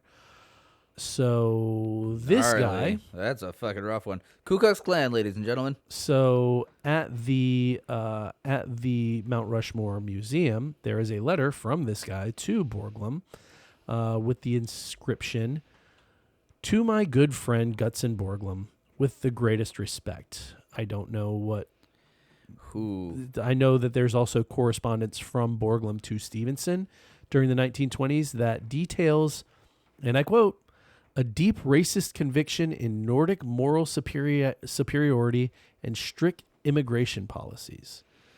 You know, So- the evidence here is not pointing in the favor of old Guts. Yeah. Being, I think it's safe to say he was probably a fucking piece of shit. Yeah, it's pretty. You know, I mean, he's a Danish, or his father's a Danish immigrant. By the way, I didn't mention this. His father was a polygamist, LDS polygamist. So he had 2 wives who were sisters. Sick. And Guts is the progeny of him and one of those sisters. So anyway, back to Stone Mountain. Yeah, I'm sorry. I just think like the indication there. You know, if we're talking about the guy that fucking, you know, shaped Mount Rushmore specifically, like Yeah. Guts here. If you play a role long enough, you take on certain aspects of that role, and even Yeah. if he's like faking it so that he can get funding for these projects, he's accepted morally void projects. He already had and is dealing with the worst kind of people. He already had several big monuments in a lot of big, including in the White House. Right. So it's not like he really needed to get his name out there. He really needed to get any more recognition. So I think as a person of conviction that I consider myself to be, I would personally be like, no, I'm good. I would be interested to see if like there's indications of these relationships before he accepted to the work in the Stone Mountain. That I don't know. That we'd have to that's dig interesting, deeper you know. on. But that would require real research. Right, and we have another episode in like 3 days. Yeah, so. exactly. But I'd be interested to know that. But in general, I mean, fucking. Once you start dealing with people like that, you're dealing with people like that, you know. So there's not much more to be said about it. Well, so you're accepting their money and working on their projects. So there was a brief delay because World War II is happening right now. So, but Borglum starts after this delay, starts working on Stone Mountain. He starts in the summer of 1923. Right. He finished Robert E. Lee's head for the big reveal on Lee's birthday, which was January 19th, 1924. So call it 6-7 months later. By March of 1925, so 10 months later, he is fired from the project. Wow. He takes all of his molds, because he had like clay molds, and he smashes them, and he gets the fuck out of town. They ended up demolishing what he had done. They hired a different sculptor. Wow. So Borglum actually did not do Stone Mountain. So even like the head that was on Stone Mountain that he had done, Gone. Blown off. Blown to smithereens, I say. Interesting. Why so vitriolic? I don't. Well, I mean, if he'd already done a year's worth of work on the apparently fucking thing. this guy had a very big personality. He was a very stubborn, domineering dude. He was a perfectionist. He wasn't really going to sculpt anything if it wasn't going to be this big grandiose, I guess, testament to his craft, right? Right. And I mean, think about what it takes to do this shit. Like, I get it to a certain degree. Again, I just wouldn't have taken that project to begin with, but it started out with this sort of, we want this bust of Robert E. Lee. And he goes, no, that's going to look bad there. We're going to do this giant thing, right? And maybe it was for the money. Maybe it was for his own fucking, hubris. I don't know. It could have just been ego. There are the history's full of people who sort of put convictions aside and sided with ego and being, going down in the annals of history as super common. Some amazing person. So, so we don't really know how all this played out because Dwayne Robinson had reached out to Borglum in August of 24. So he's still on Stone Mountain at this time. And all indications are that, at least initially, he told Robinson that he'd be busy with Stone Mountain for a while. But there were already tensions in Georgia. So the following month, in September of 24, Borglum travels to South Dakota to visit the Badlands with Robinson. So Borglum was originally on board with Dwayne's idea to sculpt figures of the West into the needles, right? Remember that was originally the plan, right? Which would make sense, would seem like more economical, and like you could do one and call it quits instead of just like you have to do this massive. And you could sort of do it along the high, where you keep like, over the course of like however many miles like drive, you knock one out. You keep seeing these big, awesome fucking statues. You knock one out, and then maybe you take a few months off or something, like. But also remember, this dude is a self-assured perfectionist who has no problem telling a paying client, "Yeah, no, we're not going to do that," and so it's not very long before he informs Robinson that the needles are too tall and thin and potentially brittle for him to carve into. Right? It's not going to last if I do this. If you're blasting with dynamite too, that would make. Yeah. Well, that was an innovative thing. That was like a new thing to do it that way. But I think his holdup was more that, these things sort of being freestanding structures over time, elements, all that stuff. It just wasn't going to hold up, right? So he continues touring the Badlands, and he ends up spotting Rushmore from the top of Black Elk Peak. When he saw it and saw that the carving surface in particular faces southeast, giving it perfect sun exposure, he reportedly said, "America will march along that skyline." So we've got our location now, right? That's a bold dickhead thing to say too. It's like, yes, America. Well, I mean, it's a big statement, and coming from a lot of other historical figures, that would be a really cool thing to sort of stand at the top of this peak, the highest point of the Black Hills, and look at a thing and say that. I mean, America will march along that skyline. I can see somebody a little more admirable saying that and going, "Yeah, badass." He kind of reminds me of in this context. Do you ever hear of the filmmaker Lenny Riefenstahl? I don't think so. It was one of my I could say this with absolutely no irony. One of my favorite filmmakers in history. Okay. She directed the Nazi propaganda film Triumph of the Will. Oh boy. Which is possibly the most beautiful piece of cinema in history. Okay. Just so happens to be for Nazis. So it kind of makes her take away the whole Nazi propaganda thing. Dude, it's perfect. Literally just change the flags and the uniforms and shit, and watch the way that it's structured. Okay, and it's okay. one of the most phenomenal works of art. Jesus Christ. And that's the way that she looked at it the whole time that she was filming it. She's like, no, this is going to be, I'm going to make this so beautiful and so perfect. It's going to supersede the evil that it's capturing. Right. But again, but it did. If you are a person of any sort of moral conviction. Yeah. It still sticks with, kind of turns her into, dirty Nazi horror. Sure. Sure. Listen, you have to wonder how many people watched that and went, maybe we're on the fence or maybe we're anti-Nazi, and then watch that and we're like, oh, well, that's not so bad. Yeah, and with the same guy, Guts over here. Bad. Guts over here is like he was, if whatever his real politics were, which I have the indication that they were bad. But whatever they were, he's still just like, yeah, I'll carve the fucking Confederate generals into the mountainside. Monument to the Confederacy 50 years after the war ended? You got it. Hell yeah. It's going to be eternal, and it might sway opinions throughout history. So, by the way, it was also almost immediate that Borglum shit all over the figures that Robinson wanted to be depicted in these sculptures. His take was that doing figures of westward expansion might impress the locals and people within a day's drive of the monument, but no one back east was going to give a damn. Frankly, I tend to disagree, and honestly, I think that we'd probably have a lot less blowback still ongoing in the native population if there were figures like Sacagawea and Red Cloud and Crazy Horse. Yeah, and you went fucking Wild Bill Hickok and shit like that. That might have gotten tourists from the east to come out to check it out. But it was the scope of the project, regardless of what you want to say about the man or about how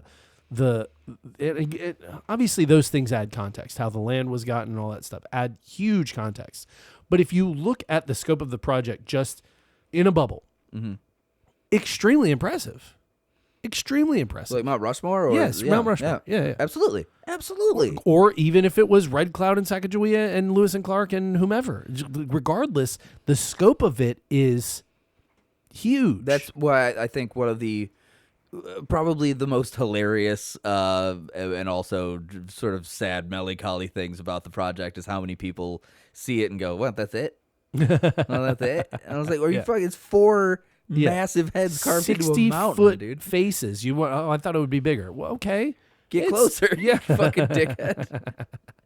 So, and I don't know. Maybe that's all hindsight, that if we had done Native American figures, it might not have changed sort of the way the indigenous population views all this stuff. But yeah, I think they still would have been like, "What the fuck?" Probably. This is our land. Hey, remember that treaty you guys signed and then reneged on almost immediately? Well, it's another one of the big points about the awful nature of constructing Mount Rushmore is that it's the mountain itself was sacred. Mm-hmm. It's a sacred site. Yeah.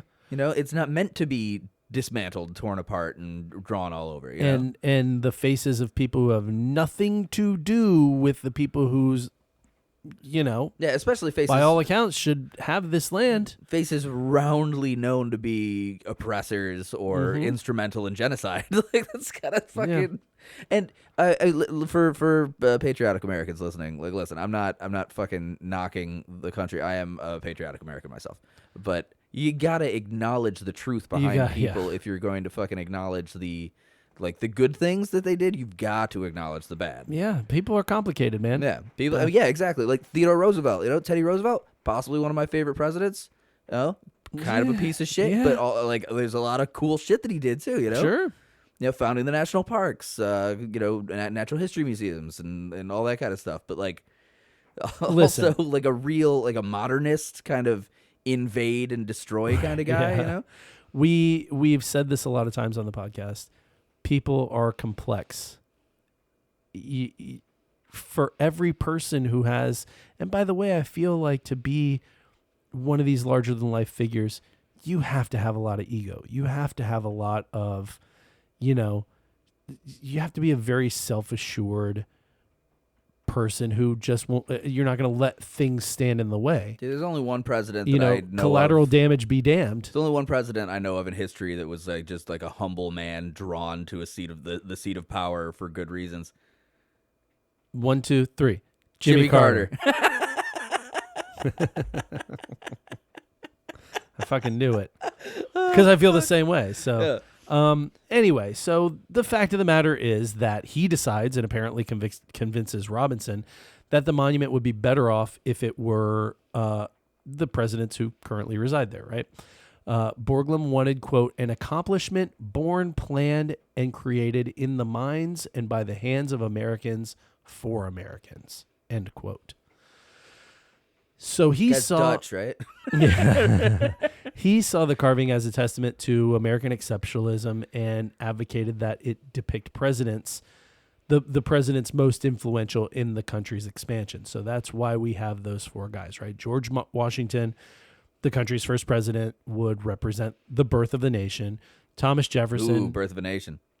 What about it? You know D.W. Griffith's Birth of a Nation, the film?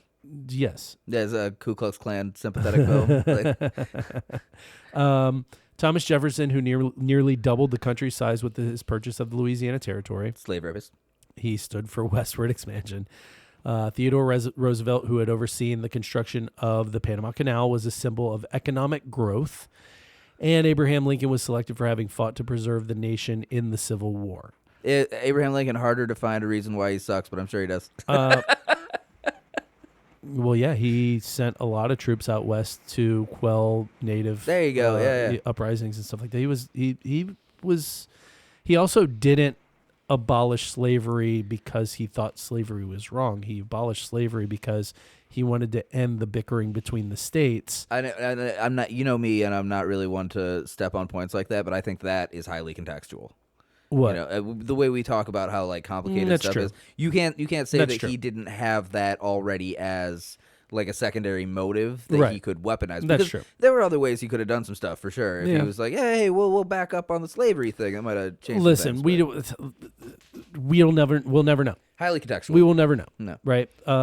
So what we do know is that I'm not buying the whole fucking Roosevelt part of that, because Borglum and Roosevelt were homies. And Theodore Roosevelt? Yeah. Gross. Borglum was actually part of the Bull Moose Party and stumped for Roosevelt. God damn it. And by the way, if you look at that monument, who's the odd man out? Oh yeah, definitely. That's definitely like of the pillars of American history. You know, Roosevelt's like, what the fuck? And for a lot of my life, I was especially in that time period. For a lot of my life, I thought he was that, president like 15 years before that. Yeah, early 1900s. Yeah. And for a lot of my life, I thought that he was president during the construction, and that's why he ended up there. Who was president at this time? Calvin Coolidge. Coolidge, Limp Dick Coolidge, they call him. Useless, spineless, doesn't even put himself on a mountain. He's got the name Cool in his name, and he didn't even do the coolest move of all. Calvin Lamage. So obviously, as word of this got out and the search for funding got underway, the Lakota and other tribes in the area were fucking furious, understandably so. Remember, this is a sacred religious site for them. And 40 years ago, they were fucking fighting and dying to preserve a treaty that, like I said, the government had just reneged on, like almost immediately after signing it. So they feel quite strongly as though this is their fucking land. And I'd say they've got some real solid ground to stand on in that claim. So regardless, by March of 1925, legislation is signed by both the state and the federal government to grant permission to use the land for the Rushmore Monument, right? Funding is a little bit slow initially. It trickled in until 1927, so about 2 years, when President Coolidge attended the dedication ceremony on an invite from Borglum and promised funding from the federal government. I think he promised to match like $250,000, something like that. So construction begins on October 4th, 1927. By the way, this is like the quickest part is the actual construction, the quickest part of this episode. Construction begins on August 4th, 1927, with 400 workers using dynamite to blast large chunks away, followed by a process called honeycombing.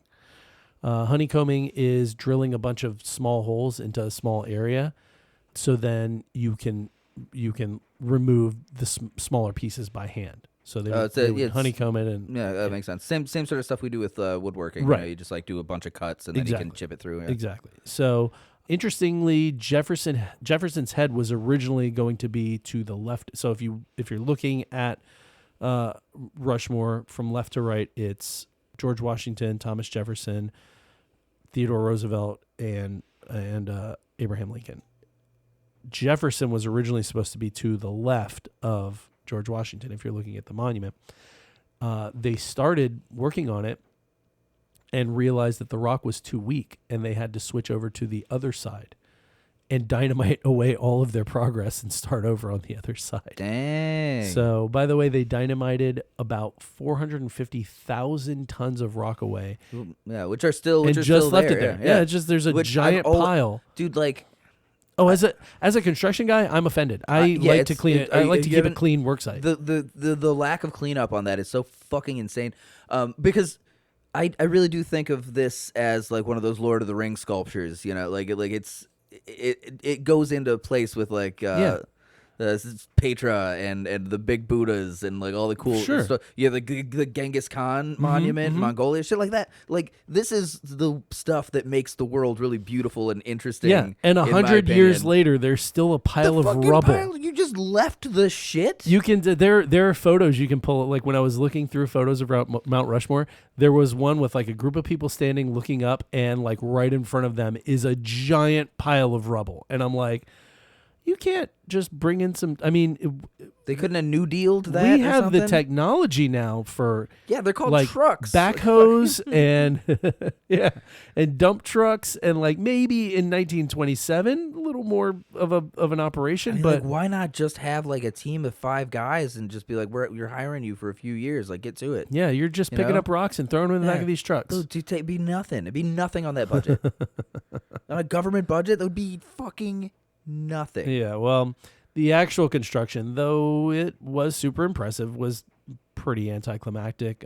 There were no deaths. It pretty much went Boo! It went nonstop for 14 years. Would have been cool if, like, after it was completed, though, if old Guts got on top of, like, Washington's head and, like, committed seppuku or something.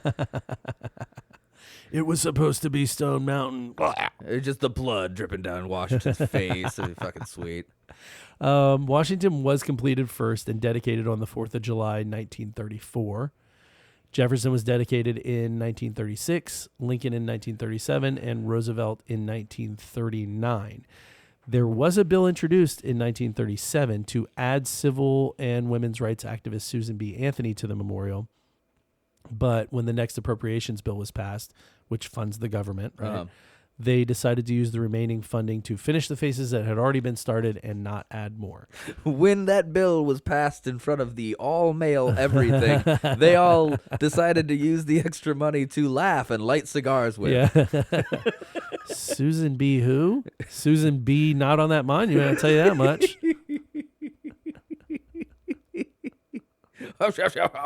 Jesus Christ. A woman on a mountain. There have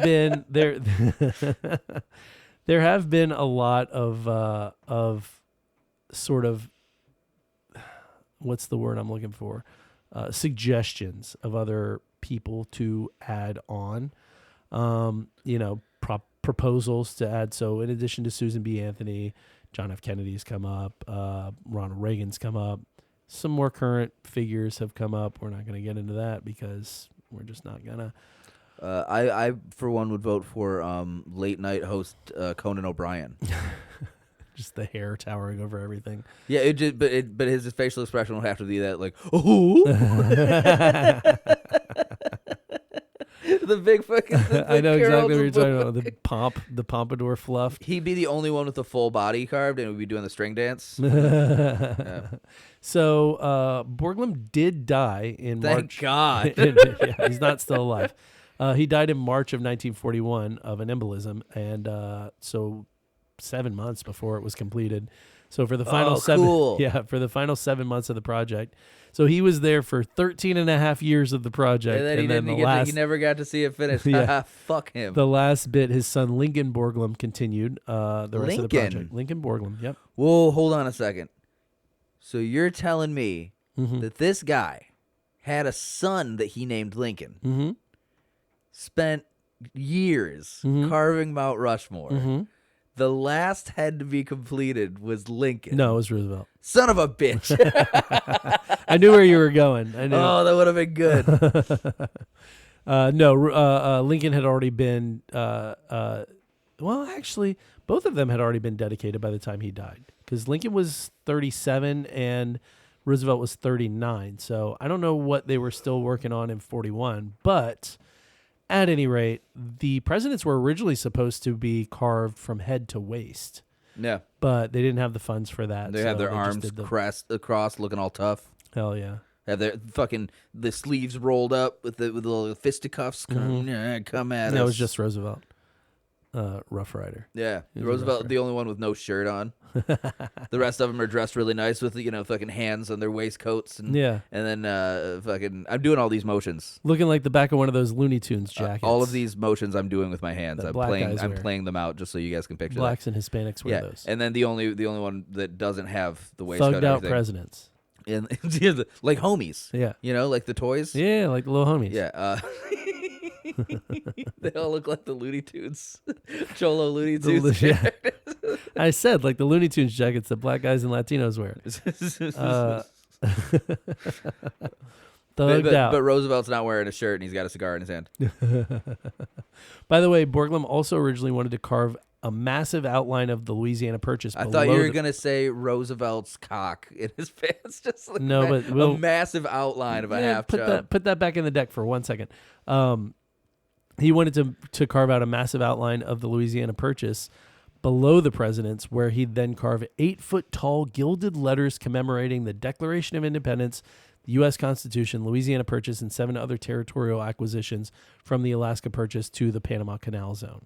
Jesus Christ. Yeah, he didn't get to that. Get a fucking life, Guts. By the way, in total, the entire project cost At the time, $989,992.32, equivalent to about $20.5 million in 2023. Jesus Christ. You know, 20.5 mil. I gotta say, remember how on that other episode we were talking about how like the Disney adults thing, you know, I don't like when adults, like grown adults, have enthusiasm for stuff. Yes. You know, it creeps me out. That was a Patreon episode. Yeah, what is with this guy and rocks? He's like, I gotta carve. He was the son of a carver. Oh, my whole life I just got His son was a carver. It needs to be bigger. I need more stuff, more carve. I got a whole mountain. I don't know. Fucking Jesus, dude. That's an obsessive fucking character. Like I said, I think a lot of it was ego driven. I think it was he wanted his name in lights, which is funny because you could probably ask 100 people if they know who carved, who did Mount Rushmore. Mm. How many people do you think would say Gutzon Borglum? Me. Out of 100. But now, would you have said that? Yeah, I was going to say, would you have said that before a few hours ago? I don't think so. I would have. I've heard the name before. Yeah.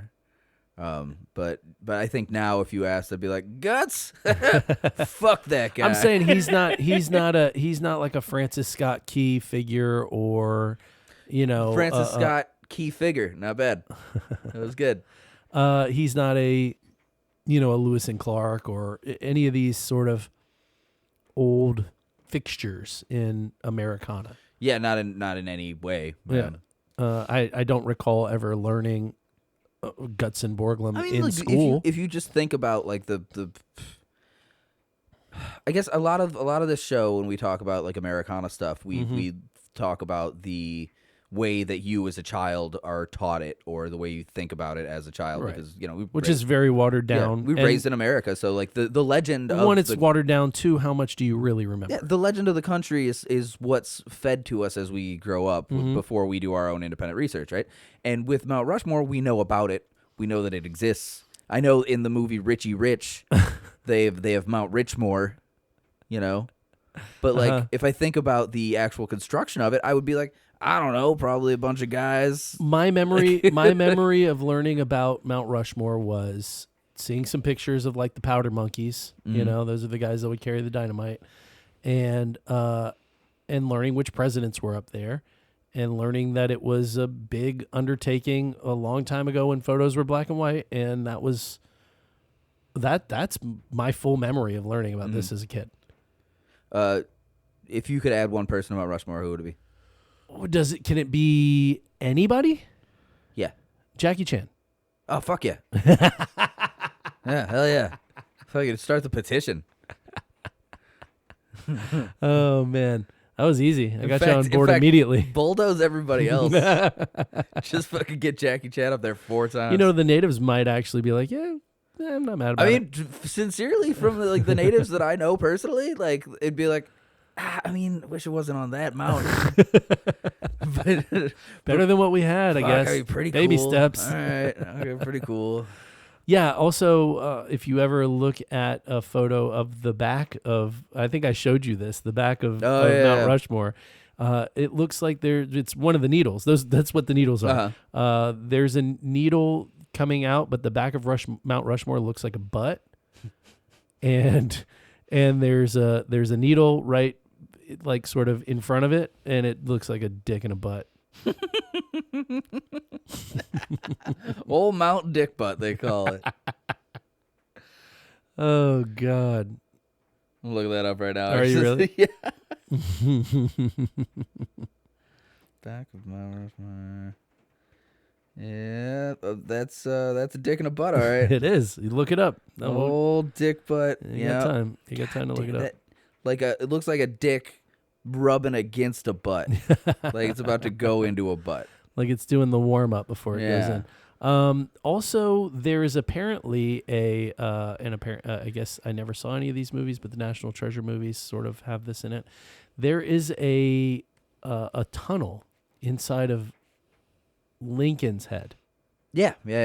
With a big vault in there. Yeah, there's a big fucking Mount Rushmore vault. That is also. It's not open to the public. It's also mimicked in the Richie Rich, the movie with Macaulay Culkin. It's where they keep all his like childhood toys and stuff. Jesus Christ. Yeah. I don't know what's in there. I'm sure there are some fun conspiracy theories. You want to look it up? No, not right now. Did you try to look it up and you didn't find anything? No, I didn't. I was doing the notes for this show and the things that we were actually going to talk about. You know, they probably keep in there. Nothing. There is something I remember reading about it, but it's like it's nothing of any importance really. It's comic books. It's all those cool old comics. And no, there's like a plaque or something. It's nothing cool. But anyway, that's the end of this episode. Oh, is it? It is. We did it. Okay, so thumbs up or thumbs down? If you could go back in history, would you, or not even go today? Say that you had the call to demolish Mount Rushmore or keep it as is. What would you do? That's I am going to defer to the native population on this because there is still ongoing legislation about this. At some point, the Lakota Sioux tribe sued the government over it. They won the lawsuit, and the Supreme Court said that they were owed, I want to say it's something like $17 million from the federal government. And they basically said, we don't want that. Yeah, refuse. We want our land back. Yeah, give us our shit. Treaty. There are a lot of people in the native community who want it demolished entirely. There are a lot of people in the native community that just want the faces demolished. There are a lot of people in the native community that want to keep it as is, but want to add native figures to it or around it, or just explain the history of the land and what that means to the native people, what that structure means to the native people before it was carved. It'd be interesting to talk to people and be like, what's your take on it and what would you do to it? Because, like, to my way of thinking, I would probably leave it, but not. But I certainly wouldn't leave it as just like, oh, it's a pretty sculpture. Like, leave it. It'd be like this is more of a learning experience. Right. Like, it's literally carved into a fucking mountain. You know? I think that's what they try to do now with the presentation, and I think that's what that guy was complaining about in the review that made no fucking sense whatsoever. Right. Because, like I said, I read several other reviews that were people like, oh, we didn't need the whole woke thing where they're talking about, like, somebody was complaining that MLK came up, and I'm like, I don't even know what MLK has anything to do with Mount Rushmore specifically, but if they're talking about American history, maybe that came up somehow. I don't know, and I don't know how to approach it in a way that is digestible to people who don't want to hear that shit, because, history of shit matters. Yeah. We wouldn't do this if we didn't think that. I mean, as much as anything does. Yeah, the history of things matter, and but I also it's not always pretty, but that doesn't mean it didn't happen. My take on history is always that it is incredibly relevant to our current situation, but you also have to look at it in terms of context and try and understand it truthfully. Nobody really likes doing that. We all want to have a legend. Sometimes you have to set your feelings aside and just focus on what happened. I didn't love finding thing. out that Theodore Roosevelt was fucking buddies with this piece of shit. Yeah, yeah. But this is a whole "don't meet your heroes" thing. I don't love that Stephen Hawking likes to watch dwarf ladies fucking get things off of cabinets. That's not. Drew great. Likes it even less. No, he was so upset. He was very upset. But I mean, like, at the same time, if anything, the most interesting thing about the modern day that we live in is there's a very kill your darlings kind of look at, like, fame, popularity, and that kind of thing. So, like, more often than not, we're finding that people who've done improper things in the current day are being symbolically crucified. And I don't, and like, I have there are problems that I have with cancel culture. If you want to call it cancel culture, I'm just using the term it's a that hot people button fucking the term that people use now is cancel culture, whatever you want to call it. I don't think that everybody needs to be canceled over every little indiscretion, especially when we can't really conceive of what the times were. I mean, we know based on writings and historical shit, we know sort of what the times were like, but we can't really conceive what it was like to be in, fucking late 1500s, early 1600s when Columbus was, the governor of wherever the fuck, Puerto Rico. Yeah. And, you know, we can look and go, okay, even according to the times, the shit that he did was fucked up. It doesn't take away from, you know, I guess the feather in his cap that he found the new world. Yeah. Well, I mean, more than that, like, when you think about big historical moments like that too, Columbus is possibly one of the least important characters in that story, because there's hundreds and thousands of moving pieces, but you need a localized point to put a pin on. Be like, this person. Sure. You know? Like, this is the person that we're going to follow through this story. Right. You know, we're talking about the captain of the ship. Yeah, it's exactly. And what better, you know, place to follow the events than following that character, because he's centralized in the whole thing. But my problem, it sort of surfaces when you bury all the complexities of the man to go, oh, look at this guy, he was so great and he did this, you know? Yeah. And the reality is, and in the same token, the oh, what a piece of shit, you know, like, right. But the reality is, I feel like if things were taught with more of the context of people are fucking complex, everybody does good shit and bad shit. You know, we both, I'm sure, have things in our lives that we look back at and go, oh my God, what? Yeah, constantly. You know, and we're not famous people who have to worry about our fucking legacies. Yet. Probably, maybe we will be, probably not. No. Let's be real. But even if I was, let's not worry about my legacy too hard. I don't have to worry about my legacy because I don't give a fuck what anybody thinks, you know? And that's the thing is, like, I feel like if some of these more controversial figures, if all of the complexities about these people weren't buried for people to find out later down the road, then maybe there'd be a little bit more understanding. If you learned about it at the onset, maybe we'd be able to understand other future figures as they came along. One of the best teachers I ever had when I was a kid in elementary school, I want to say fifth grade. Mm-hmm. I want to say fifth grade. It's like faded so far into my memory at this point. Different states of being. But like, there's this guy. His name was Mr. Rogers. Okay, he was my fifth grade teacher.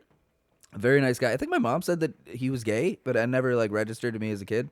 Sure, you're not really thinking those terms. Yeah, as a exactly. kid. He was super fucking cool dude. Mm-hmm. And like, you know, he knew that I wasn't really being challenged and stuff, and he'd give me like just books of his, like, yeah, check this shit out and read this, and then do a report on it. But I remember we were reading like the Kids Scholastic News or something, and there was a little article in there. I remember those. Yeah, exactly. You know, and the kids read through the news. Yeah.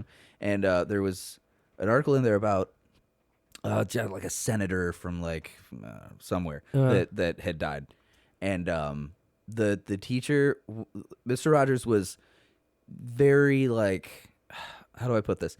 He said, now the way that this article portrays this man, it talks about some of the good things that he did, or some of the things he'll be remembered for. I would just like to add that I didn't care for this person in particular. I thought that he was a bigot. Okay. And just, I remember that my whole life, because the context of that was so massive for me that I was like, but there's more. There's more than this snippet. Like, he wasn't just some good person. There were like people out there. And I think if people learn things more in that way, you lessen the possibility of sort of deifying these big figures. And I think that's the problem that a lot of people who are like, oh, you're just woke, is that they grow up with these sort of like this image of this person, whoever it might be, as just this big, great, fucking awesome person who could do no wrong. And then suddenly you start being, that image starts being challenged with things that actually happen. And then you get upset because, oh, people are trying to rewrite history, or they're trying to cancel this, or they're trying to, and it's like, you have been done a disservice by not having learned this when you learned about this person to begin with. You have been done a disservice by being made to think that this person could do no wrong because they did something good, you know? And it doesn't matter, right side, left side. Like, I could say really negative things about Martin Luther King, you know? He was not, you know, faithful to his wife. He was a philanderer. He was terrible dresser. He not, that is actually not on the list, but you know, just because he did these good things doesn't exonerate him from Yeah. these other things that were not great character. That were character flaws of his, and everybody has character flaws. Yeah, I want to say. I mean, like, I want to say, like, we live in a time that, but I think every time throughout history has always been very, choose your side. That's one of the big. That's one of the big things in human culture that I have a problem with. Is that you got to choose your side. I mean, if you talk about Gandhi, you're either going to you will either talk about like the march to the sea to get salt after the British put the heavy tax on salt, or you'll talk about how he liked to like sleep naked next to young girls. Like it's gonna be one of those. I would probably talk about hunger strike prison. Yeah, right, yeah. Hunger strike, Temple of the Dog. Yeah, exactly. But like he's going hungry. But you can. There's this thing about culture all over the world that makes me a little insane because you can condemn part of a person's personality while still thinking that something else they did is good, and vice versa. And it's like it gets into that conversation about like the art of the artist. But I think that's a little more stupid. That's a little more vague. Yeah. But if you're thinking about like actual human endeavor to try to improve the world, you gotta take the good and the bad. It's fucking, character flaws. We all got them. Yeah, because you're separating the art from the artist. If you're some weird Belgian fucking or Dutch Danish sculptor that fucks with the KKK. I mean, maybe your art's bullshit. And you can whose suck dad was dicks. married to your mom and her sister. Jefferson, slave rapist. Constitution though, but fucking. But honestly, Art Boy with his little sculptures, fuck you. Well, that's gonna do it for this episode, I think. Yeah, you feeling good about I it? think that's good. I think we got more out of this episode than I expected. I thought it was a great episode. Yeah, cool. I thought it was a really good episode, and I may feel differently after I edit it, but I feel good about it. Yeah. Hopefully, you guys feel good about it, and if you do feel good about it, there is a very, very easy way to let us know. That is to get on whatever you're listening to, whether it be Spotify, Apple Podcasts, what else? Audible, all the things that let you rate us. Give us a rating. Leave us a review. Tell us what you think. Tell us whatever. I don't care what you tell us. We got video content coming. We were going to work on it this week. Things got a little out of hand. It's also crappy weather out this week. It's shitty weather. Yeah. But yeah, producer Drew's working all week, and I'm under the gun with a bunch of stuff. We all got stuff. Yeah. But we got video content coming up shortly. Then we'll move on to a YouTube, and we're still doing things, guys. Yeah, still moving forward. We're still doing things. To you, you're like, yeah, like 2 episodes ago you sucked, and now you've got like a theme song and a producer. And like, I get it, but to us, we're like, we feel so stagnant week to week because we're trying to like push through to stuff. Listen, with everything else going on in life, the wheels turn slowly, but they are turning. So, if you want to send us a message, if you have a show suggestion, if you have anything that you just want to say to us personally, send us a message. You can find us at deleteeverythingpodcast@gmail.com. We'll respond to you. We say stuff back. What else? We've got social media. We've got probably Instagram is the one you want. That's the one where every week when we drop an episode, I tell you to tune into my TikTok, but I don't think that's going to be around. No. It also has nothing to do with the show. I talk about the show all the time. It's just on my the TikTok. life and times of Riley. I talk about the show all the time. Do you really? I've got dozens of videos. Attaboy. You just have to check. I don't have a TikTok. Well, you'd have to check in the next 4 days, or else it's gone forever. Are you getting rid of it? The government's getting rid of it. Oh, is that true? Yeah, it's done. Oh, okay. The 19th, it's out. Oh, well. I never had one to begin with. That's so all right. I didn't I'm talk upset. about the fucking podcast on there anyway. You lied to my face. You don't know. You never will. That's your character flaw. No, I'll go home right now and have Allison pull you Maybe up you on should. TikTok. I wonder how she's feeling about losing it. Oh, is she a TikToker? A little bit. More Instagram, but she's a little bit on the TikTok, too. Good thing that I'm so neutral about so many things in this country. So, yeah, let us know what you are all about. And if you want to see some visuals, then Instagram is the place to find us. That's going to be Delete Everything Podcast. Also Facebook, Delete Everything Podcast. If you're listening to this and you haven't seen our Instagram, do it because it's funny. It is. funny stuff in there. It's fun. Right now, it's all mostly just stuff that's connected to episodes. However, we are gonna, like Riley said, we're gonna be doing some video stuff. We've got some other irons in the fire. If you really dig into the Instagram posts, okay, I've planted secret jokes all through it. For instance, usually when I tag me and Patrick in the post, I'll pick the better looking person like in the pictures to tag as me, and the uglier ones to tag as Patrick. That's funny. Jealousy. Or if it's like if there's like a white guy and a Hispanic guy, I'll tag myself as the Hispanic guy. That's fun. I didn't even know this. I'm finding all this out right now. The master stroke of all of this, the culmination of this, was in the most recent one where we did Movie Set Mishaps Part 2, The Return of Movie Set Mishaps Part 1, The Revenge. and the entirety of the post is just pictures of Jackie Chan.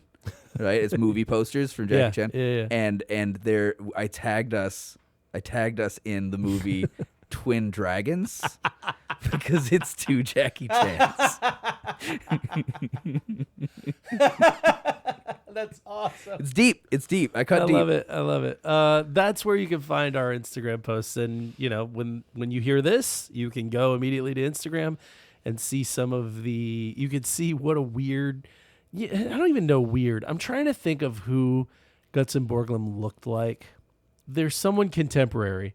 He's bald. He's got the cul-de-sac, and he's got a big old push broom mustache. Borglum. Yeah, and he's a funny looking guy. Look like Vladimir Lenin. Contemporary, I said. Oh, contemporary. Not contemporary to him. Contemporary to us. Oh, fucking. I don't know. He's bad. He looks like somebody from a TV show or something. I don't know. Yeah, he'd be like Bryan Cranston, but Bryan Cranston would have to like have the cul-de-sac. Yeah, like the Breaking Bad Bryan Cranston, the bald, the mustache. He wasn't bald. He had hair. No, but I mean, yeah, but when he cut his you hair see off. what I'm saying? Yeah. Well, not normal, good-looking Bryan Cranston, weird ass fucking method actor. Yeah, meth creator. Yeah. So with all that being said, what else am I missing? Oh, Patreon. If you want to, if you want to support the show even more than you already have, Patreon, we drop weekly episodes most of the time. Sometimes I forget for a week, and then I drop 2 in 1 week. It's crazy. Whoa.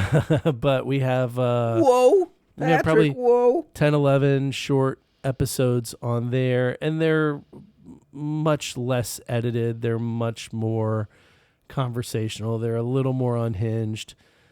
It's, I think, more just us being weirdos. And I thought he was from Europe. Guts and Borglum was born in Idaho. Yeah, his father was from Denmark. Oh, I didn't pay attention. Well, that's I laid it out multiple times. Yeah, that's what the podcast is for. We record it. I listen again later. All right, guys. Well, thank you again for being here, and we will see you next week. Bye-bye. Farewell.